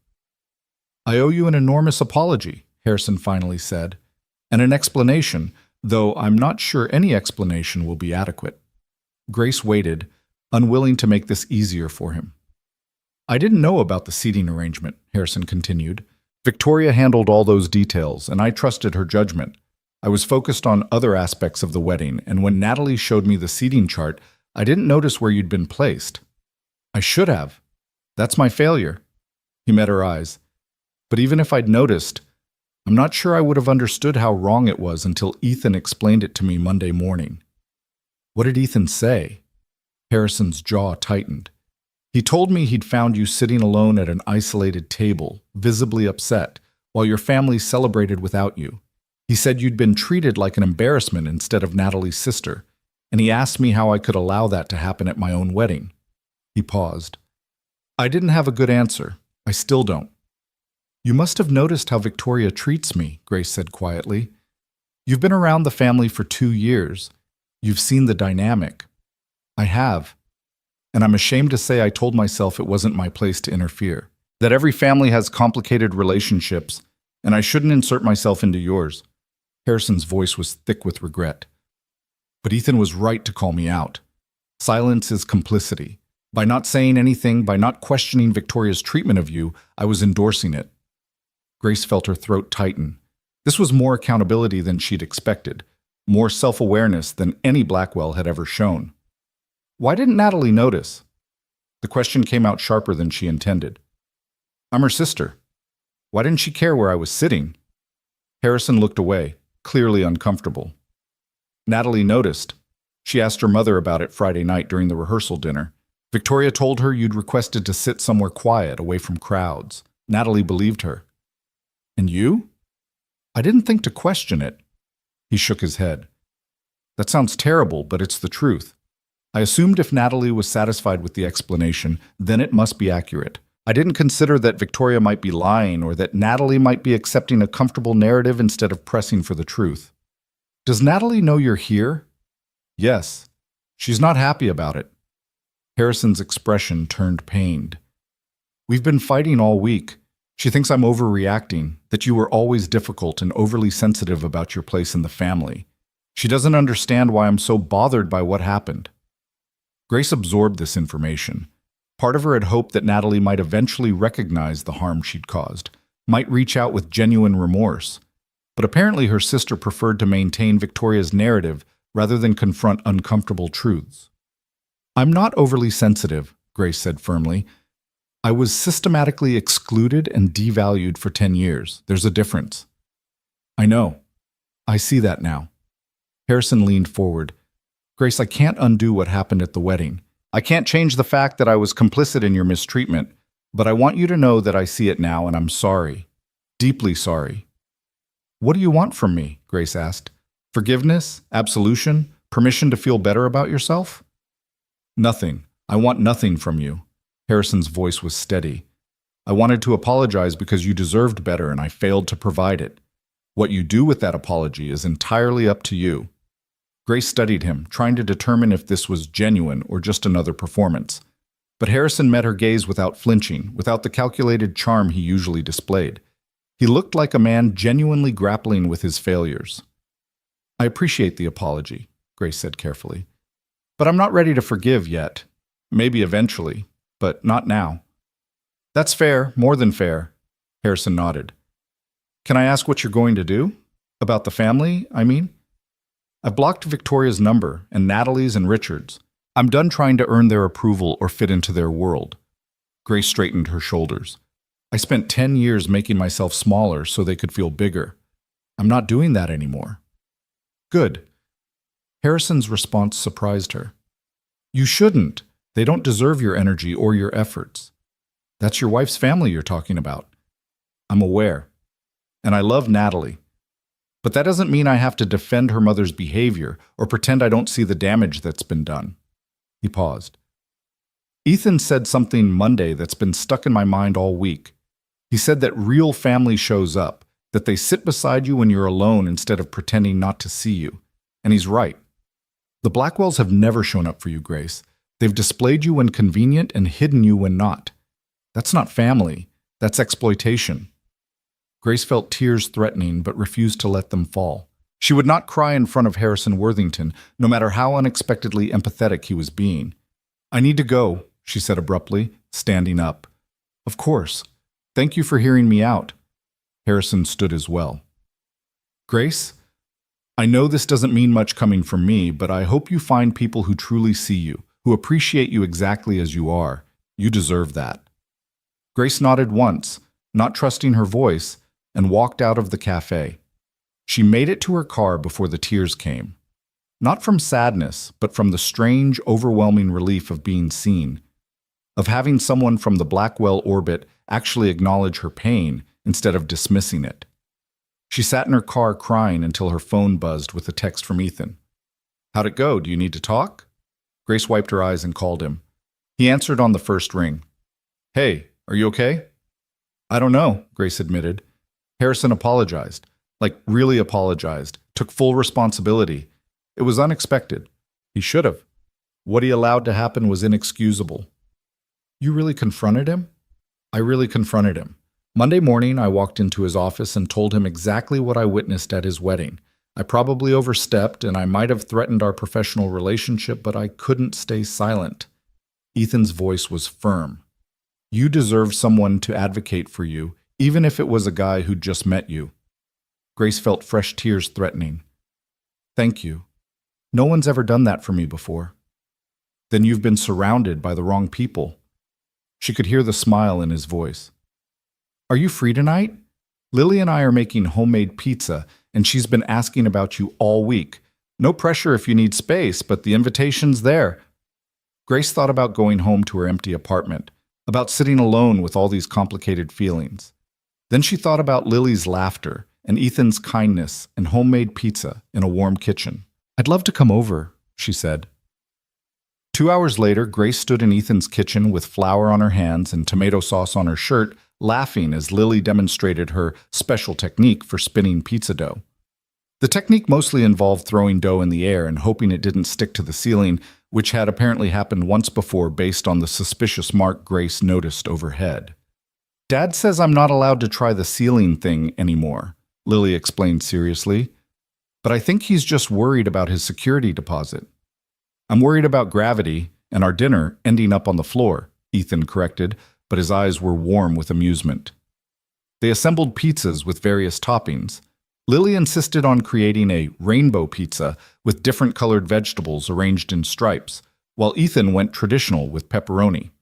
Grace made one with mushrooms and olives, working efficiently with one hand while Lily watched in fascination. "How do you do that?" Lily asked. "Hold the pizza still and put toppings on at the same time." "I press the pan against my side with my elbow to keep it steady," Grace demonstrated. "It's all about finding creative solutions." "That's so cool, you're like a pizza scientist." While the pizzas baked, they sat at the kitchen table and Lily regaled Grace with stories about her week. A dramatic account of how Mr. Whiskers, the class guinea pig, had escaped his cage and been found sleeping in the book nook, a detailed description of the art project she was working on, and a passionate argument for why 8-year-olds should be allowed to stay up past 8:30 on weekends. "Lily, we've had this discussion," Ethan said patiently. "Your bedtime is 8:30 because you need 10 hours of sleep." "But Dad, if Grace is here, shouldn't I get to stay up later? It's a special occasion." "Nice try. Grace will still be our friend tomorrow when you wake up well rested." Lily sighed dramatically. "Fine, but I'm going to sleep very slowly as a protest." "I don't think that's how sleep works, kiddo." They ate dinner together, and Grace was struck again by the easy warmth of this little family. Ethan asked about Grace's meeting with Harrison, and she gave a brief summary while Lily listened with the serious expression of someone trying to understand adult complications. "So he said sorry?" Lily asked when Grace finished. "He did. And do you believe him?" Grace considered the question. "I think so. But believing someone sorry and forgiving them are different things. Mom used to say that sometimes sorry isn't enough," Lily said quietly. "She said it has to come with changed behavior, or it's just words." Ethan's expression turned bittersweet. "Your mom was very wise." "I know. I wish I could ask her stuff sometimes, like about what to do when people are mean, or how to know if someone's really your friend." Lily looked at Grace. "Did you have a mom who taught you things?" The question was innocent, without agenda. Grace chose her words carefully. "I had a mom who died when I was very young. Then I had an adoptive mother who didn't really know how to be a mom to me, so I've mostly had to figure things out on my own." "That sounds lonely." "It was sometimes, but I also learned to be strong and independent." "Is that why you're so brave? Because you had to be?" Grace felt her chest tighten. "Maybe. I never thought of myself as brave, though." "You are," Lily insisted. "Dad says brave people are the ones who are scared but do hard things anyway. And you did a hard thing at that wedding, standing up to your mean family. That's really brave." After dinner and dessert, ice cream sandwiches that Lily declared the perfect ending to a perfect meal, Lily reluctantly agreed to get ready for bed. She hugged Grace goodnight, then looked up at Ethan with a scheming expression. "Dad, since it's Friday, can Grace read me a bedtime story? Please? She's a librarian, so she's probably really good at it." Ethan looked at Grace. "You absolutely don't have to." "I'd love to," Grace interrupted. She followed Lily upstairs to her colorful bedroom, and Lily immediately pulled out her current favorite, a fantasy novel about a girl who discovered she could talk to animals. Grace sat on the edge of Lily's bed and read 3 chapters, doing different voices for each character just like she did at library story time. Lily's eyes grew heavy halfway through the 2nd chapter, but she fought sleep determinedly, clearly not wanting the story to end. By the 3rd chapter, she was yawning between sentences. Grace closed the book gently. "We can read more next time," she said softly. "Promise?" Lily's voice was drowsy. "Promise." "Grace?" Lily's eyes were already closing. "I'm really glad you're Dad's friend. I think Mom would have liked you." The words hit Grace squarely in the heart. She smoothed Lily's curls back from her forehead, a gesture she'd never been able to share with Victoria or received from her, and whispered, "I think I would have liked her, too. Sleep well, Lily." Downstairs, Ethan was cleaning the kitchen, loading the dishwasher with focused attention. Grace joined him, picking up stray napkins and wiping down the table. "Thank you for reading to her," Ethan said. "She's been asking about you all week. I think she's a little bit in love with you." Grace smiled. "The feeling's mutual. She's an incredible kid, Ethan." "She is. I'm biased, but she really is." He closed the dishwasher and leaned against the counter. "Can I tell you something?" "Of course." Lily hasn't bonded with anyone this quickly since Anna died. She's friendly with her teachers and classmates, but she keeps most people at arm's length. I think losing her mom so young made her wary of getting too attached. Ethan's voice was soft. "But with you, there's no hesitation. She just decided you were safe, and that was that." "I'm honored," Grace said honestly. "I am too. Having you in our lives this past week." He trailed off, seeming to search for words. "It's reminded me that we're allowed to let new people in.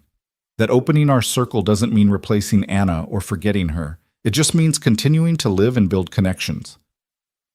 They stood in the warm kitchen, surrounded by the comfortable debris of a shared meal, and Grace felt something shift between them. Not romantic, not yet, maybe not ever, but deeper than simple friendship. This was the beginning of chosen family, of people deciding to show up for each other without obligation or expectation. "I should probably go," Grace said, though she didn't really want to. "It's getting late." "Or," Ethan said carefully, "you could stay a little longer. We could watch a movie or just talk. No pressure either way." Grace thought about her empty apartment, about the solitude that had felt like freedom last weekend but now felt slightly lonely. She thought about this house full of warmth and laughter and people who seemed to genuinely enjoy her company. "I'll stay," she decided. They settled on the couch with mugs of tea, and Ethan put on a documentary about the national parks. But neither of them really watched it. Instead, they talked about Grace's work at the library and Ethan's frustrations with corporate bureaucracy, about Lily's upcoming school play, and Grace's concerns about her finances now that she'd cut ties with the Blackwells. "I've been living pretty frugally," Grace admitted, "but I was always aware that if something catastrophic happened, I could theoretically ask the Blackwells for help. Not that I wanted to or ever would have, but the safety net existed. Now it doesn't." "That's scary," Ethan acknowledged. "But you know what? You've been supporting yourself for a year without their help. You have a job, an apartment, savings presumably. You're more capable than you think." "What if I lose my job? What if I get sick or my car breaks down or—" "Then you'll figure it out the way everyone else does. You'll use your savings, you'll ask friends for help if you need to, you'll make a plan." He set down his tea. "Grace, you've been carrying this belief that you're fundamentally incapable of surviving without the Blackwells, but you've been surviving just fine. Thriving, even." Grace wanted to believe him. She wanted to trust that she could build a life entirely on her own terms without the Blackwell safety net lurking in the background. But 10 years of conditioning didn't disappear in a week. "I'm trying," she said quietly. "Some days I feel strong and independent. Other days I feel like I'm one mistake away from everything falling apart. That's called being human. Everyone feels that way sometimes." Ethan shifted on the couch to face her more directly. "Can I tell you what I see when I look at you?" "Okay." "I see someone who works a job she loves, even though it doesn't pay well because the work matters to her. I see someone who left a wealthy family rather than compromise her integrity. I see someone who is kind and patient with kids, who makes my daughter feel seen and valued, who has built a life with purpose and meaning." He paused. "I see someone who is complete exactly as she is, who doesn't need fixing or improving or anyone's approval to be worthy." Grace felt tears streaming down her face before she even realized she was crying. No one had ever described her that way, as complete, as worthy, as enough just by existing. "I don't feel complete," she whispered. "I feel broken and damaged, and like I'm constantly disappointing people." "That's the story the Blackwells told you about yourself. It's not the truth." Ethan's voice was gentle but firm. "You get to decide your story now, Grace. You get to choose what you believe about yourself." They sat together on the couch while Grace cried. Not delicate tears, but messy, gut-wrenching sobs that came from somewhere deep inside where she'd been storing 10 years of hurt. Ethan didn't try to stop her or tell her it was okay. He just sat beside her, steady and present, occasionally handing her tissues from the box on the coffee table. When the tears finally subsided, Grace felt wrung out but lighter, as if she'd released something toxic she'd been carrying too long. "I'm sorry," she managed. "I didn't mean to fall apart on your couch." "Don't apologize. You're allowed to have feelings. You're allowed to grieve." Ethan's smile was kind. "Besides, this couch has seen worse. Lily once spilled an entire bowl of spaghetti on it during a particularly enthusiastic dinner." Grace laughed wetly. "I think I just covered it in snot and tears. That might be worse than spaghetti." "It's a close call." They talked for another hour, the conversation wandering from heavy to light and back again. Ethan told stories about Anna, not with sadness but with affection, sharing memories that made them both laugh. Grace talked about the kids at the library, about Marcus and his dry humor, about the small joys she'd been building into her life over the past year. When Grace finally left around 11, she felt different. Not fixed. Healing wasn't that simple. But seen, known. Like maybe, just maybe, she was exactly where she was supposed to be, surrounded by exactly the right people, even if those people looked nothing like the family she'd once tried so desperately to belong to. She drove home through quiet streets, her heart full of pizza and laughter, and the beginning of something that felt remarkably like hope. Her phone buzzed as she pulled into her apartment complex. A text from Ethan. "Home safe? Just pulled in. Thank you for tonight. For everything. Thank you for staying. Lily's going to ask if you can come over every Friday now. Fair warning. Tell her I'm considering it." Grace walked into her apartment, into the space that was entirely hers, and for the first time since the wedding, she didn't feel alone. She felt connected, to Ethan and Lily, to Marcus and the library kids, to the life she was building one deliberate choice at a time. She was choosing herself. And every day, that choice got a little bit easier. 3 weeks passed in a rhythm that felt almost surreal in its simplicity. Grace worked her shifts at the library, helped kids discover new worlds between pages, and slowly began to believe that maybe Ethan was right. Maybe she really was enough exactly as she was. Friday nights became a standing tradition at Ethan's house, with Lily planning elaborate menus that usually involved some creative interpretation of cooking that left the kitchen gloriously messy. Grace taught Ethan to braid hair with increasing competence, though Lily still critiqued his technique with the seriousness of a gymnastics judge. On Tuesday afternoons, Grace started meeting Ethan for coffee during her lunch break. They'd sit at a corner table in the coffee house and talk about everything and nothing. His frustrations with office politics, her concerns about budget cuts threatening the library's children's programming, Lily's latest philosophical questions about life and death and why adults got to decide everything. These conversations became the highlight of Grace's week, an hour where she could simply exist without performing or proving or apologizing for taking up space. Marcus noticed the change in her immediately. "You're different," he announced one morning while they processed book returns together. "Lighter, somehow. Like someone finally turned on a light inside you." Grace smiled, running a book under the scanner. "That's oddly poetic for someone who claims to hate metaphors." "I contain multitudes. Also, I'm assuming this has something to do with the single dad you've been mysteriously meeting for coffee every week?" "We're friends." "Uh-huh. Friends who text each other good morning and share inside jokes about pancakes." Marcus raised his eyebrows knowingly. "Grace, I'm saying this with love.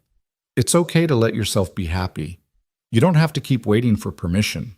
The words stayed with Grace throughout her shift. Was she waiting for permission? Even now, free from the Blackwell's direct influence, was she still operating within the constraints they'd imposed, never asking for too much, never believing she deserved more than the bare minimum of connection and joy? That evening, Grace's phone rang just as she was settling onto her couch with a book. The number was unfamiliar, but something made her answer. "Hello? Grace? It's Harrison, Worthington. I hope I'm not calling at a bad time." Grace sat up straighter, immediately on alert.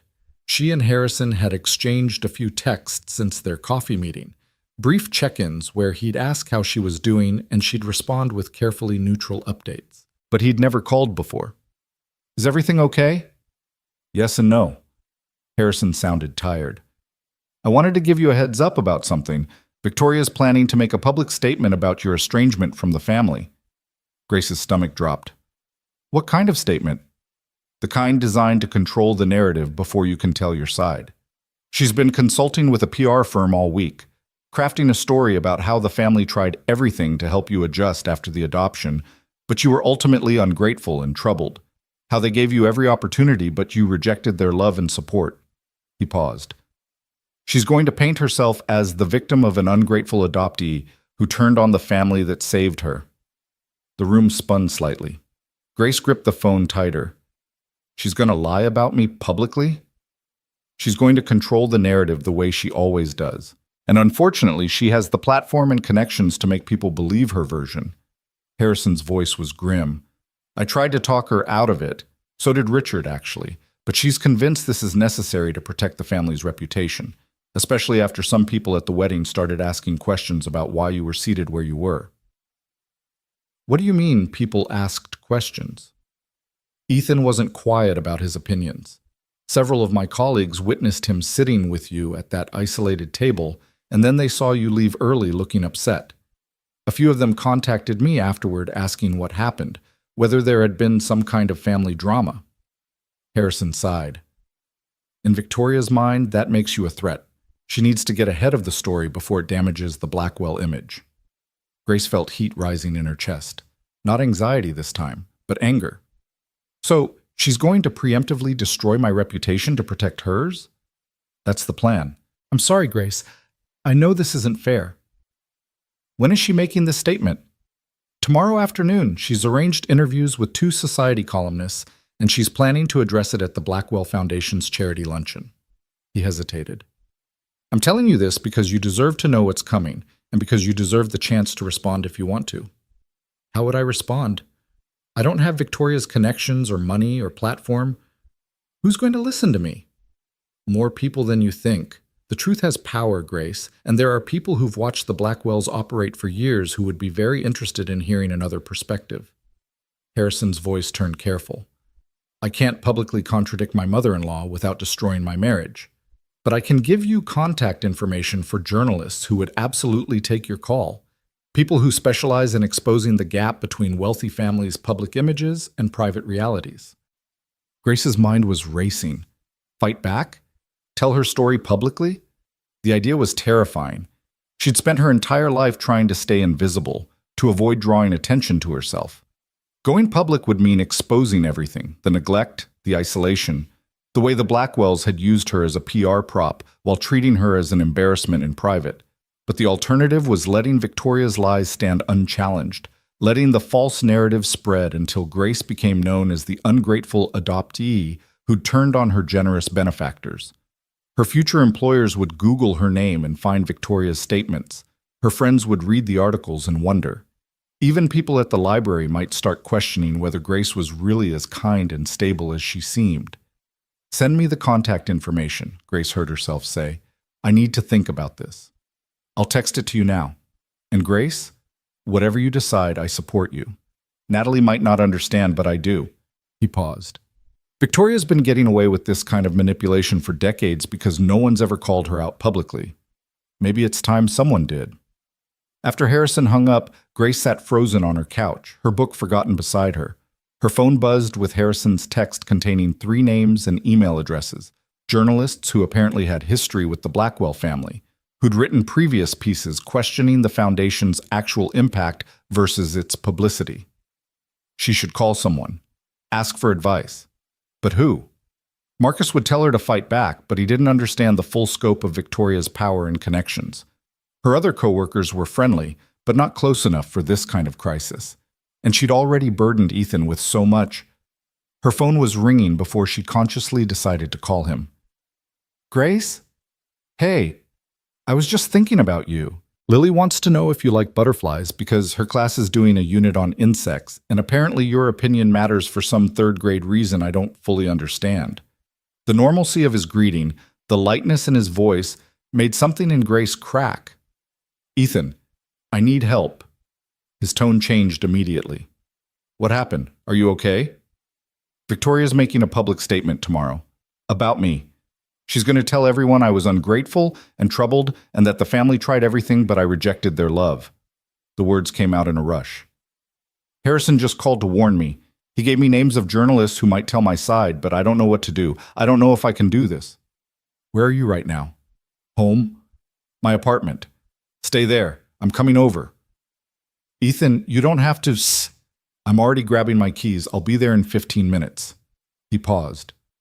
Grace, you're not alone in this. Whatever you decide to do, you're not facing it alone. Exactly 14 minutes later, someone knocked on Grace's apartment door. She opened it to find Ethan standing in her hallway, slightly out of breath like he'd run up the stairs, his hair mussed from the wind. He looked at her face and immediately pulled her into a hug. Grace stiffened for just a second. She wasn't used to casual physical affection, then melted into it, her face pressed against his shoulder, breathing in the clean soap smell of him. When was the last time someone had hugged her like this? Like they genuinely cared about her pain and wanted to shoulder some of the weight? Okay, Ethan said when they finally pulled apart. Tell me everything. They sat on Grace's small couch, and she explained the whole situation, Harrison's warning, Victoria's plan, the journalist contacts, her terror about going public versus her fury at being slandered without the ability to defend herself.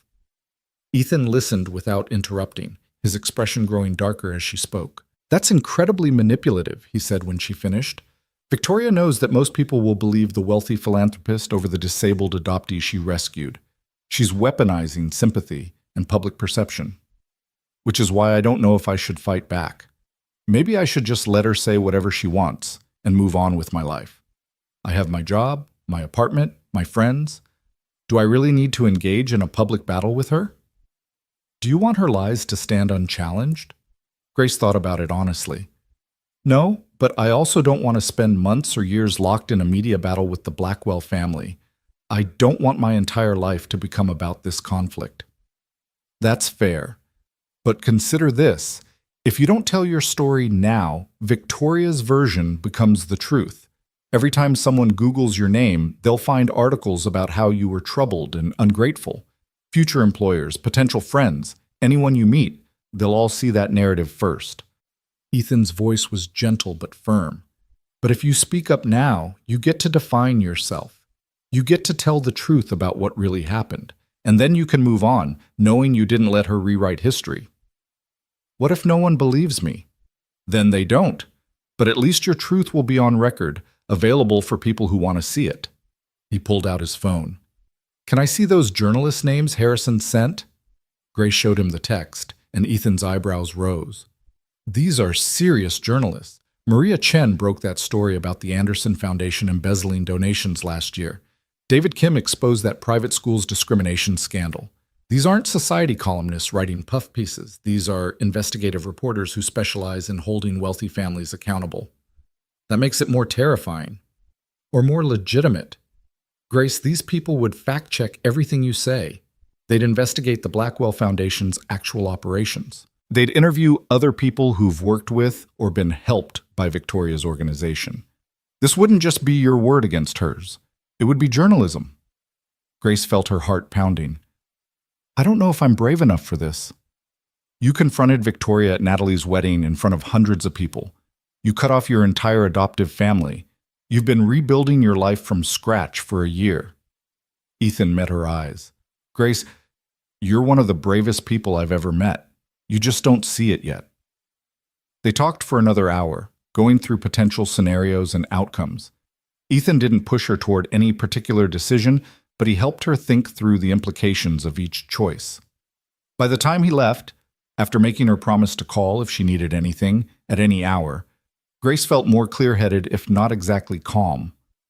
She pulled up her laptop and started researching the journalists Harrison had recommended. Maria Chen's portfolio was impressive and intimidating. Exposés of corporate fraud, investigations into nonprofit corruption, profiles of whistleblowers who'd risked everything to tell the truth. David Kim specialized in education inequality and had written several pieces about how wealthy families manipulated admission systems and charitable giving for personal benefit. These weren't people who would take her story lightly. They would dig deep, ask hard questions, demand evidence. but they would also protect her credibility, ensure her claims were substantiated, present her story in a way that couldn't be easily dismissed. Grace spent 2 hours that night drafting an email to Maria Chen. She wrote and deleted and rewrote, trying to find the balance between honesty and dignity, between vulnerability and strength. Finally, around midnight, she settled on a version that felt true. Ms. Chen, my name is Grace Taylor, and I'm writing to you on the recommendation of Harrison Worthington. I was adopted by the Blackwell family 10 years ago when I was 12 years old. Tomorrow, my adoptive mother, Victoria Blackwell, plans to make a public statement characterizing me as an ungrateful and troubled adoptee who rejected the family's love and support. That characterization is false, and I would like to tell the true story of what it was like to be raised as the Blackwell family's public relations project rather than their daughter. I understand you may not be interested in this story or may not find it newsworthy, but I'm reaching out because I believe the public deserves to know the truth about how some wealthy families use adoption as a tool for image management rather than a genuine commitment to a child's well-being. If you're interested in speaking with me, I'm available at your convenience. Sincerely, Grace Taylor. She read it over 5 times, her finger hovering over the send button. This was it, the point of no return. Once she sent this email, she couldn't take it back. She would be committing to speaking publicly about the Blackwells, to potentially destroying any remaining chance of reconciliation, to becoming the ungrateful adoptee who'd aired the family's private issues for public consumption. But she would also be telling her truth, claiming her story, refusing to let Victoria control the narrative. Grace hit send before she could second-guess herself again, then immediately closed her laptop and got ready for bed. She'd done it. Whether anything came of it or not, she'd taken the first step toward defending herself. She barely slept that night, her mind spinning with worst-case scenarios. But when morning came and she dragged herself to work, there was an email waiting in her inbox from Maria Chen. Grace, thank you for reaching out. I would very much like to speak with you about your experience with the Blackwell family. Would you be available for a phone interview this afternoon? I understand Victoria's planning to make her statement today, and I'd like to have your perspective on record before that happens. Best, Maria Grace stared at the email, her heart racing. This was happening. Really happening. She wrote back agreeing to a 2 o'clock interview during her lunch break, then somehow made it through her morning shift on autopilot, her mind only half present as she helped patrons find books and answered reference questions. At 1:30, Marcus found her in the break room, staring at her phone with what he described as the expression of someone about to jump off a cliff. Okay, spill, what's going on? Grace told him everything, Victoria's planned statement, Harrison's warning, her email to Maria Chen, the interview scheduled in 30 minutes. Marcus listened with increasing outrage, his face growing redder as she spoke. That manipulative witch, he said when she finished. She's actually going to publicly trash you to protect her image? That's the plan. So you're fighting back. Good. It's about damn time someone called out the Blackwell's hypocrisy. He grabbed Grace's shoulders. Listen to me. You are going to do great in this interview. You're going to tell your truth clearly and honestly, and people are going to believe you because you're genuine in a way Victoria Blackwell could never fake. You've got this. What if I don't? Then you don't, but at least you tried. At least you didn't let her silence you. Marcus pulled her into a quick hug. I'm proud of you, Grace. Really proud. At exactly 2 o'clock, Grace's phone rang. She stepped outside the library into the parking lot, finding a quiet spot away from traffic noise, and answered. Grace? This is Maria Chen. Thank you so much for agreeing to speak with me. Maria's voice was warm but professional, immediately putting Grace at ease. For the next hour, Maria asked careful, thorough questions about Grace's adoption, her life with the Blackwells, specific incidents that illustrated how she'd been treated, and what had finally prompted her to cut ties with the family. Grace answered as honestly as she could, her voice shaking at times but never breaking. Can you tell me about the wedding? Maria asked. Harrison mentioned something about a seating arrangement that was concerning. Grace described table 43, the dying palm tree, sitting alone while her family celebrated without her. She explained how Ethan Carter, a colleague of Harrison's, had been the only person to join her, how that small act of kindness had helped her realize how abnormal her isolation was. And this Ethan Carter would be willing to corroborate your account? Grace hesitated. She didn't want to drag Ethan into this publicly, but Maria seemed to sense her reluctance. I don't need to quote him directly if he'd prefer to remain anonymous, but having a witness to that incident would strengthen your credibility significantly. I'll ask him, Grace said. He might be willing to speak off the record. That would be helpful. Now, I want to ask you something that may be difficult. Victoria's statement will likely focus on your disability and suggest that your challenges with integration into the family were related to your medical needs or psychological struggles adjusting to having one arm. How do you respond to that? Grace felt anger flare hot in her chest. Of course, Victoria would weaponize her disability, would frame Grace's trauma response to years of emotional neglect as evidence of instability rather than a natural consequence of mistreatment. I was born without my left forearm. That's a physical difference, not a psychological condition. I've never had significant medical needs related to my arm. I don't use a prosthetic. I don't require ongoing treatment. I manage my daily life without any issues. Grace's voice was steady now, clear. The Blackwells treated my disability as an embarrassment to be managed. Victoria would tell me to position myself in photos so my arm wasn't visible. Richard suggested multiple times that I should consider a prosthetic to look more normal. They framed my difference as something wrong with me that I needed to fix rather than simply part of who I am. And in terms of psychological struggles, I developed anxiety and depression living with the Blackwells. Not because of my disability, but because of their treatment. When you spend 10 years being told implicitly and explicitly that you're not good enough, that you should be grateful for basic necessities, that your worth is conditional on maintaining their image, yes, that causes psychological harm. But that's not a pre-existing condition. That's what happens when a child is emotionally neglected. That's very clearly stated. Thank you. Maria's tone was approving. Last question. What do you hope comes from telling your story publicly? Grace thought carefully about her answer. I hope other adoptees who've experienced similar situations realize they're not alone. I hope families considering adoption understand that taking in a child isn't a charitable act. It's a serious commitment that requires genuine love and support. And I hope the Blackwells face some accountability for using adoption as a public relations strategy rather than truly caring for a child who needed a family. She paused. But mostly, I hope I can move forward with my life knowing I didn't let Victoria's lies define me. Thank you, Grace. This has been incredibly helpful, and I'm grateful for your honesty. Maria's voice warmed. I'm going to write this piece tonight and have it published tomorrow morning. I'll send you a draft to review before it goes live.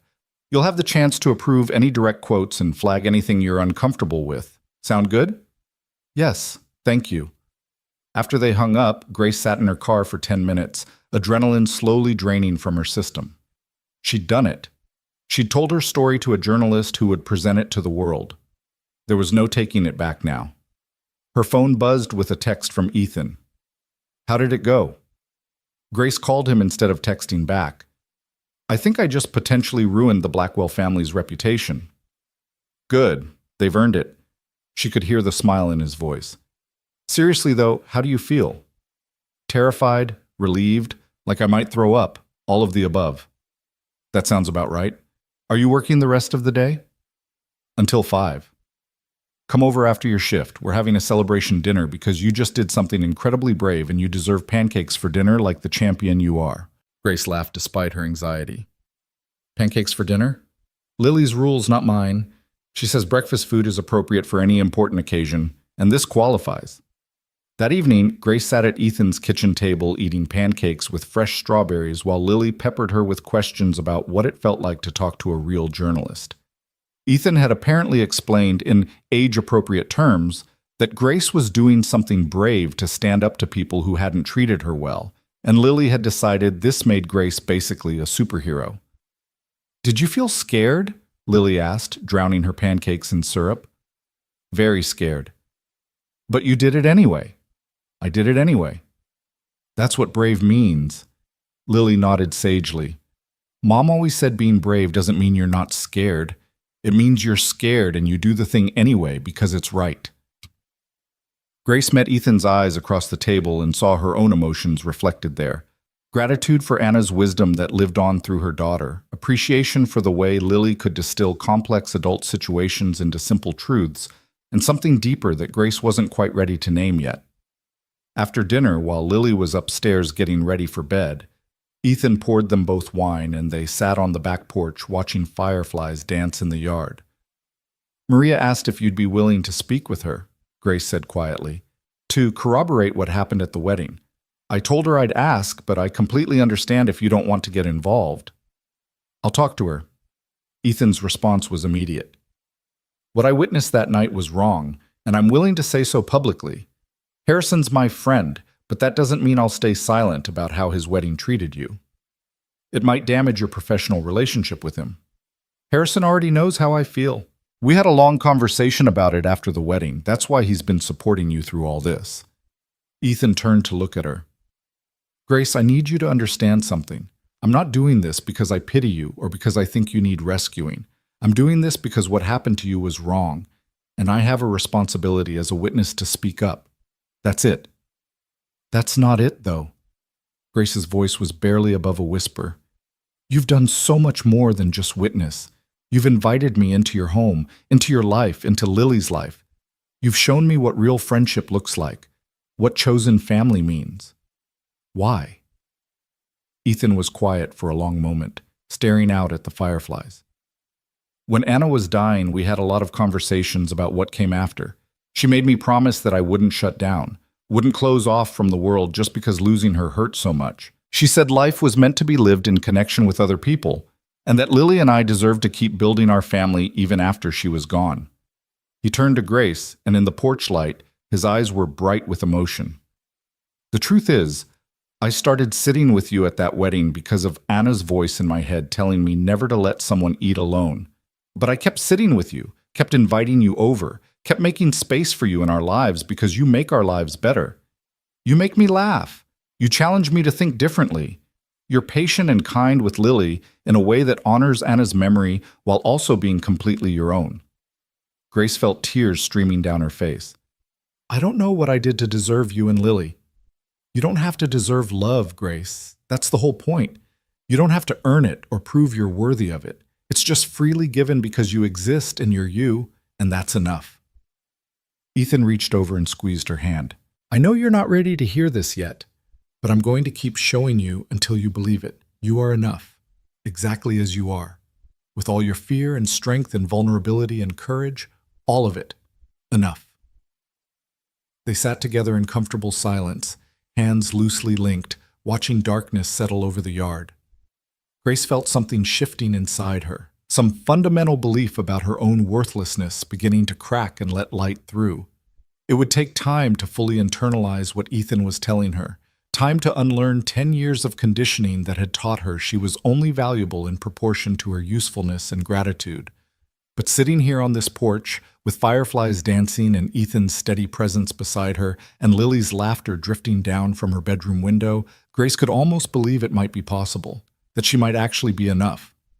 Her phone buzzed with an email notification. Grace pulled it out and saw a message from Maria Chen with the subject line, "Draft article for your review." "It's here," she told Ethan. "The article.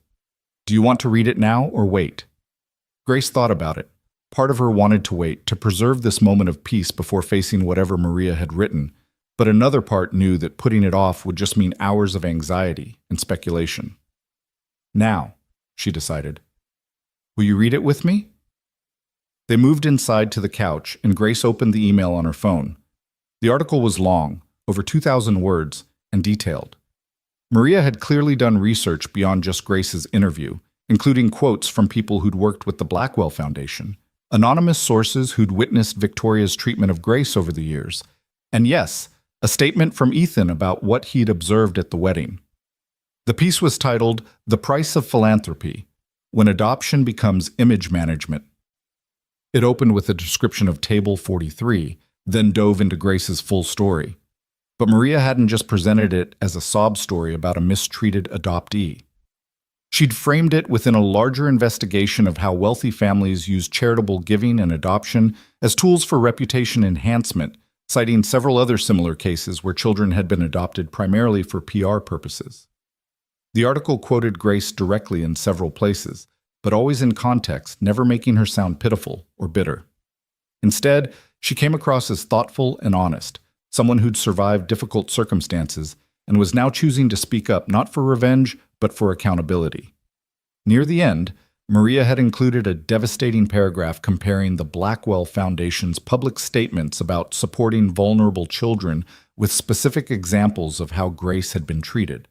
The separate table at family events, the pressure to hide her disability, the emotional isolation. The contradiction was stark and damning.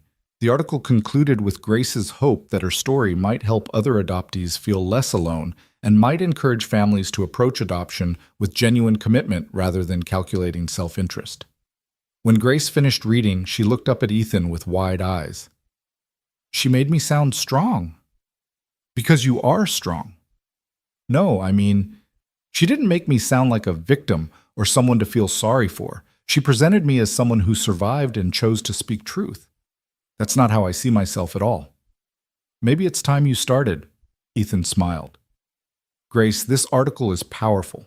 It's fair but unflinching. And yes, it makes you sound strong because that's the truth Maria saw when she interviewed you." Grace read through it again, making minor edits to a few quotes for clarity, but leaving the substance unchanged. Then she sent her approval back to Maria with a note of gratitude for the respectful, thorough way she'd been treated.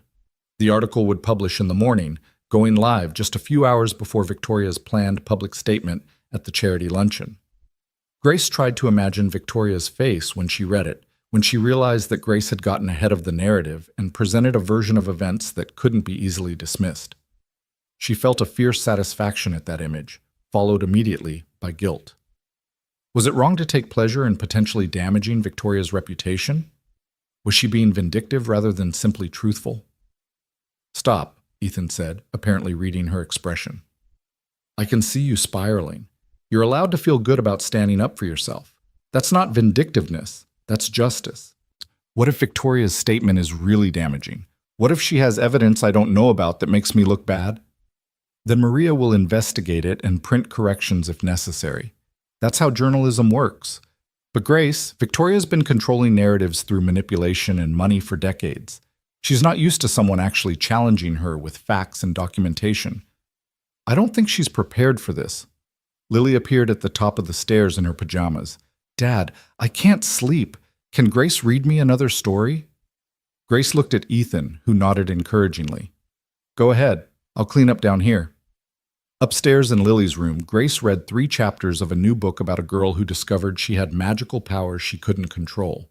Lily listened intently, occasionally asking questions about whether having powers you couldn't control would be scary or exciting or both.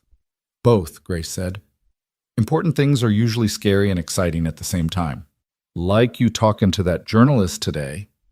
"Exactly like that." "I think you're really brave," Lily said sleepily, "and I'm glad you're our friend.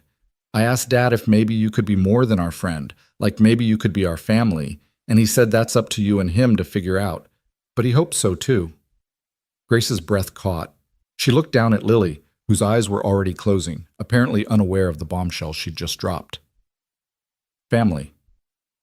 Ethan hoped they could be family. She finished the chapter even though Lily had fallen asleep halfway through, then sat for a moment just watching the little girl breathe, her face peaceful in sleep. Grace thought about Anna, about the woman whose wisdom lived on in her daughter's straightforward kindness, about the space in this family that had opened up not to replace what was lost, but to expand into new configurations of love. Downstairs, Ethan was loading the dishwasher when Grace returned. He looked up with a question in his eyes. "She asleep?" "Yeah. Dropped off in the middle of chapter 2. Grace paused, trying to find the right words. "Ethan, Lily said something about me potentially being family, about you hoping—" She trailed off, suddenly uncertain. Had Lily misunderstood? Had she projected her own wishful thinking onto her father's words? But Ethan didn't look surprised or uncomfortable. He just smiled, soft and a little nervous. "I probably should have brought this up directly instead of letting my 8-year-old handle the communication. But yes, I do hope that. Eventually. If you're interested." "I'm interested," Grace said quietly. "I'm also terrified. I don't know how to be part of a family, Ethan. The Blackwells were my only example, and I failed at that spectacularly." "You didn't fail. They did." He closed the dishwasher and turned to face her fully. And family doesn't look the same for everyone. For us, it would look like what we've already been building: Friday night dinners and Tuesday coffee dates, and being there for each other when things get hard. We're already doing it, Grace. We're just giving it a name. Chosen family. Exactly. Ethan took a step closer. Look, I know the timing is complicated with everything happening with the Blackwells. And I know you need time to heal from that trauma before you can fully trust new relationships. I'm not pushing for any kind of timeline or commitment. I just wanted you to know that Lily and I see you as family already. The rest can unfold however it needs to. Grace felt overwhelmed by the simple generosity of the offer. No pressure, no expectations, just an open invitation to belong whenever she was ready to accept it. Thank you, she whispered, for seeing me, for including me, for making space. Thank you for trusting us with your heart after it's been broken so many times. That takes real courage. They stood in the kitchen for a moment, the dishwasher humming quietly in the background, neither quite ready to break the moment. Then Grace glanced at the clock and realized it was nearly 10. I should go. You have work tomorrow and I have the early shift at the library. Okay, but Grace? Ethan walked her to the door. Whatever happens tomorrow when the article publishes and Victoria makes her statement, remember, you're not alone. You have people now. Marcus and Lily and me. Harrison too, apparently. You have people who will stand with you. Grace drove home with those words echoing in her mind. You have people. Such a simple statement, but one that held enormous weight for someone who'd spent most of her life feeling fundamentally alone. She did have people now.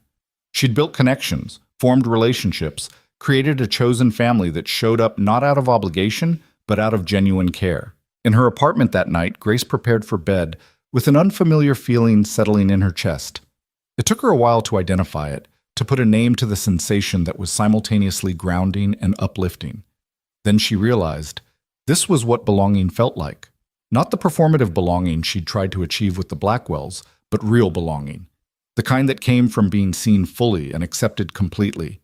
She fell asleep thinking about tomorrow, about the article that would publish, about Victoria's reaction, about the potential fallout and consequences. She was scared, yes. But underneath the fear was something stronger, the certainty that she'd done the right thing. That speaking her truth, claiming her story, and refusing to let Victoria's lies define her was worth whatever came next. And she wouldn't face it alone. Morning arrived with gray skies threatening rain, and Grace's alarm piercing through dreams she couldn't quite remember. She reached for her phone with a sense of dread pooling in her stomach, knowing what she would find. The article had published at 6 a.m., exactly as Maria had promised. Grace opened her browser, and there it was, featured prominently on the news site's homepage, The Price of Philanthropy, When Adoption Becomes Image Management.